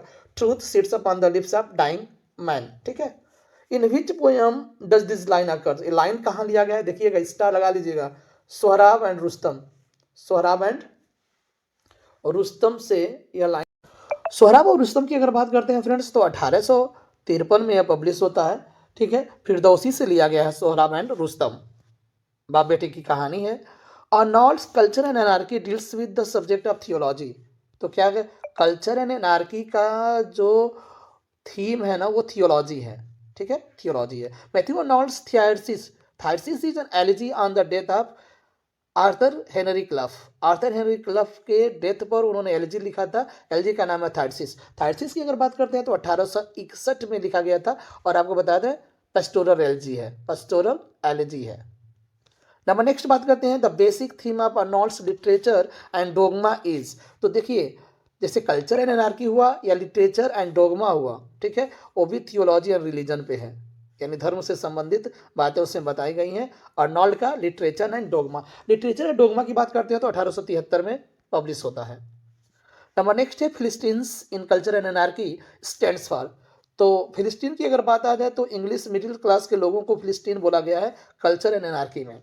The story of Sohrab and Rustam is taken. कहानी जो सोहराब और रुस्तम जो बाप बेटे की कहानी है वो फिरदौसी साहब से लिया गया है। फिरदौसी का एक सहनामा वर्क है ना। Arnold calls a certain poet a beautiful but ineffectual angel, beating in the wind his luminous wings in vain. Who is this poet? तो शेरली के बारे में अर्नोल्ड साहब बोलते हैं कि वह एक सुंदर है लेकिन एक बेकार फरिश्ता है जो अपने खाली स्थान में फड़फड़ाता है और क्या है अपने चमकदार उसके जो पंख है वो व्यर्थ में है। ऐसा लाइन बोला गया है शेरली के लिए। किसके द्वारा? अर्नोल्ड के द्वारा। यह शेरली में भी मैंने क्वेश्चन इंक्लूड किया था। For Matthew Arnold a poetry of revolt against more ideas. कह रहा है कि मोर आइडियाज के अगेंस्ट पोइट्री जो है या पोइट्री ऑफ रिवोल्ट यानी क्या कह सकते हैं विरोध का जो कविता है अगेंस्ट मोर आइडियाज, वो कह रहा है कि क्या होना चाहिए अकॉर्डिंग टू अर्नोल्ड। तो कह रहा है poetry of revolt against life, यानी पोइट्री जो है पोइट्री ऑफ रिवोल्ट जो है किसके लाइफ के अगेंस्ट होना चाहिए, ऐसा इनका विचार है। नंबर नेक्स्ट है कि in which chapter of culture and anarchy does Arnold mention Hebraism and Hellenism. ये लाइन ध्यान रखिएगा। कल्चर एंड एनार्की में किस चैप्टर में हेवरिज्म और हेलेनिज्म शब्द का यूज हुआ है? तो आपको बता दें वो है चैप्टर 4। कल्चर एंड एनार्की की अगर बात करते हैं तो 1869 में दिखाई देता है। इम्पेडिकल्स ऑन एटना। इम्पेडिकल्स ऑन एटना की अगर बात करते हैं फ्रेंड्स तो सेकेंड यानी 2 एक्ट्स ड्रामेटिक पोयम है। क्या है? ड्रामेटिक पोयम है, 2 एक्ट्स में है, ठीक है। ड्रामेटिक पोयम है एक चीज, और आपको बताते हैं 1852 में पब्लिश होता है, 1852 में। Arnold said about a poet with him is born our real poetry. उनके साथ हमारी पोएट्री का जन्म हुआ है। ये विथ हिम की अगर बात करते हैं तो इसमें बात चासर का आता है। और किसने बोला है? मैथ्यू अर्नोल्ड ने बोला है। Who calls Arnold a propagandist of literature. बड़ा इंपॉर्टेंट वर्क है, वर्क नहीं है कमेंट है। अ प्रोपेगेंडिस्ट ऑफ लिटरेचर बोला गया है टी.एस. इलियट के द्वारा मैथ्यू अर्नोल्ड को, ठीक है। और एक और बोला गया है एन ओवरवर्क्ड स्कूल इंस्पेक्टर। तो यहाँ से आपको पता चल जाएगा कि स्कूल इंस्पेक्टर कौन है, तो मैथ्यू अर्नोल्ड है और टी.एस. इलियट के द्वारा बोला गया है, ठीक है। दोनों कमेंट ध्यान रखिएगा। A propagandist of literature an overworked school inspector by T S. Eliot to Arnold. Arnold said about a poet his poetry is the reality, यानी उसकी जो कविताएं हैं ना इज रियलिटी वास्तविकता है। His philosophy is the illusion, और उसका जो फिलॉसफी दर्शन है वो एक भ्रम है। ऐसा बोला गया है किसके बारे में? वर्ड्सवर्थ के बारे में। किसने बोला है? अर्नोल्ड साहब ने बोला है। नंबर नेक्स्ट है कि who is of the view that Matthew Arnold thinks too much of the uses of literature and too little of its pleasure. देखिए किसका वक्तव्य है कि Matthew Arnold too much of the use of literature, literature के प्रयोग के बारे में बहुत सोचते हैं, and too little of its pleasure, और अपने प्लीजर के बारे में कम सोचते हैं, अपने आनंद के बारे में कम सोचते हैं, लिटरेचर के बारे में ज़्यादा सोचते हैं। ऐसा बोला गया है H.W. गैरोड के द्वारा, ठीक है। किसके बारे में? मैथ्यू अर्नोल्ड के बारे में। नंबर नेक्स्ट है कि what kind of work is Arnold's Merope. Merope आपको बता दें एक वर्स ट्रेजेडी है। क्या है? वर्स ट्रेजेडी है और ड्रामेटिक पोयम है, ठीक है। ड्रामेटिक पोयम है एक चीज, और अगर मीरोप की अगर बात करते हैं फ्रेंड्स तो 1858 में पब्लिश होता है, इसको ध्यान में रखिएगा। मीरोप वर्स ट्रेजेडी है या ड्रामेटिक पोयम है। What kind of work is Arnold's the Strayed Reveller. Strayed Reveller की अगर बात करें तो 1849 में पब्लिश होता है, एक पोयम है थ्रू डायलॉग्स। थ्रू डायलॉग्स, संवाद के द्वारा एक कविता है। The Strayed Reveller 1849। Matthew Arnold was educated at Rugby यानी ऑक्सफोर्ड, तो कह रहा है कि रग्बी स्कूल जो खुद का इनका था और ऑक्सफोर्ड में उन्होंने एजुकेशन लिया है। When did become the Oxford professor, तो ऑक्सफोर्ड के प्रोफेसर भी बने थे 1857 में। नंबर नेक्स्ट है Matthew Arnold laments for the death of which friend Arthur Clough in, तो मैंने पहले ही बता दिया था आर्थर हेनरी क्लफ के डेथ पर उन्होंने एक पेस्टोरल एलिजी लिखा था जिसका नाम है थायरसिस, और थायरसिस की अगर बात करते हैं तो 1861 में लिखा और पब्लिश होता है। वॉन्डरिंग बिटवीन टू वर्ड्स, दो संसारों के बीच में घूमना, वन डेड एक मरा हुआ, द अदर पावरलेस, और जहाँ अभी पैदा होना है यानी पावरलेस मतलब एकदम शक्तिहीन है। ये लाइन आपको बता दें इंपॉर्टेंट लाइन है, Arnold's stanza from the grand Chartreuse से लिया गया है, लाइन है वॉन्डरिंग बिटवीन टू वर्ड्स, तो इसलिए मैंने इसको रखा हुआ है। आपको बता दें 1851 के आसपास में लिखा गया था। फाइनली 1855 में यह stanzas from the grand chartered use 1855 में पब्लिश होता है, इसको ध्यान रखिएगा। बढ़ते हैं आगे। नंबर नेक्स्ट कह रहा है कि by which term aristocratic classes are known, तो अरिस्टोक्रेटिक क्लासेस की अगर बात करते हैं तो बारबेरियन है। कौन है? Barbarian. The term used by Arnold for the middle class narrow minded and self satisfied, तो वो है फिलिस्तीन। जो सेल्फ सेटिस्फाइड होते हैं और क्लास नैरो माइंडेड, ठीक है, संकुचित विचारधारा के होते हैं, वो फिलिस्तीन कहलाते हैं। The term used by Arnold for moral education, तो मोरल एजुकेशन की बात करते हैं तो है ब्रेविज्म। Loss of the faith in Victorian era theme of Dover Beach, मैंने ही पहले बता चुका है कि डबर बीच का जो थीम है वो मटेरियलिज्म को ज़्यादा बढ़ावा मिलता है विक्टोरियन इरा में, और रिलीजियस फेथ का लॉस हो रहा है, इस पर एक एलजी है डबर बीच। नेक्स्ट कह रहे हैं कि द एंड इज एवरीवेयर, अंत सब जगह है। आर्ट स्टिल हैज ट्रूथ, और कला के पास ही अपना सत्य है। टेक रिफ्यूज देयर, यानी हमें क्या कर लेना चाहिए? रिफ्यूज लेना चाहिए, सड़क लेना चाहिए। कह रहा है क्या, कहाँ से लिया गया है कि अर्नोल्ड का जो मेमोरियल वर्सेस है 1850 में लिखा गया था, 1850 में पब्लिश होता है। किसके ऊपर लिखा गया है? विलियम वर्ड्सवर्थ के ऊपर लिखा गया है, और लॉर्ड बायरन और गोथ का भी इसमें जिक्र हुआ है। Chaucer lacks high seriousness, Arnold साहब ने कमेंट किया है। Who gave the touchstone method, तो Matthew Arnold. The most important quality of criticism according to Arnold, वो है डिसइंटरेस्टेडनेस, डिसइंटरेस्टेडनेस, जिसका मतलब किसी काम में रुचि ना हो। और poetry of revolt against moral ideas, poetry of revolt against life, Arnold साहब का पोइट्री का डिफिनेशन है, और ये रिपीटेड क्वेश्चन है। Who called 18th century an age of prose and reason, तो मैथ्यू अर्नोल्ड ने कहा है। डबर बीच की अगर बात करते हैं तो डबर बीच 1867 में पब्लिश होता है, 1867 में। किसमें? इन न्यू पोएम्स में, और लिखा गया था लगभग 1851 के अराउंड। मेमोरियल वर्सेस की बात करते हैं तो 1850 में लिखा गया है, 74 लाइन्स का पोएम है, अर्नोल्ड का elegy on the death of Wordsworth, ठीक है, well none. Goethe is the sage of Europe, Goethe कहाँ के सेज हैं? यूरोप के। Who does Arnold call the physician of the iron age, iron age के physician Goethe को माना जाता है। The phrase the titanic strife, the titanic strife Lord Byron को इसमें बोला गया है। अबाउट, देखिए टर्म्स जो है ना, जो वर्क के जो टर्म्स हैं, टर्म को उसको ध्यान रखिएगा। द टाइटेनिक स्ट्राइफ, अब बायरन को बोला गया है, गॉथ भी आ जाएंगे और ऑप्शन में, और विलियम वर्ड्सवर्थ भी आ जाएंगे। तो विलियम वर्ड्सवर्थ पर तो लिखा गया है, लेकिन साथ साथ गोथ और बायरन के बारे में भी जिक्र हुआ, तो ऑप्शन में रहेंगे, लेकिन आपको जानना पड़ेगा। The titanic strife, Lord Byron. आगे बढ़ते हैं। अबाउट हुम डज आयरलैंड से ही टॉट अस लिटिल, उसने हमें बहुत ही कम सिखाया, बायरन के बारे में ही बोला गया। The philosophic poet of Germany, देखिए Goethe. Sage of Europe, Goethe. Philosophic poet, Goethe. और एक लाइन और था, physician of the iron age, तो गोथ, ठीक है। Last poetic voice is refer to the voice of Wordsworth, तो लास्ट पोएटिक वॉइस वर्ड्सवर्थ के वॉइस के बारे में बात हो रहा है। Sorry. Who is the Greek tragic dramatist of the 5th century BC, 5th century के BC, 5th सेंचुरी, तो सोफोकल्स, ठीक है, सोफोकल्स को यहाँ जिक्र किया गया है। नॉर्थर्न सी की बात करें, मेमोरियल सॉरी डबर बीच में नॉर्थर्न सी का जिक्र हुआ है, वह कौन सा? अटलांटिक है, अटलांटिक महासागर। In which poem does Arnold use the phrase the sea of faith, the sea of faith कहाँ से लिया गया है? डबर बीच से यह फ्रेज लिया गया है। So various, so beautiful, so new. इतने प्रकार, इतने सुंदर, इतने नए। This is the line from Dover Beach. कहाँ से? डबर बीच से। So various, so beautiful, so new.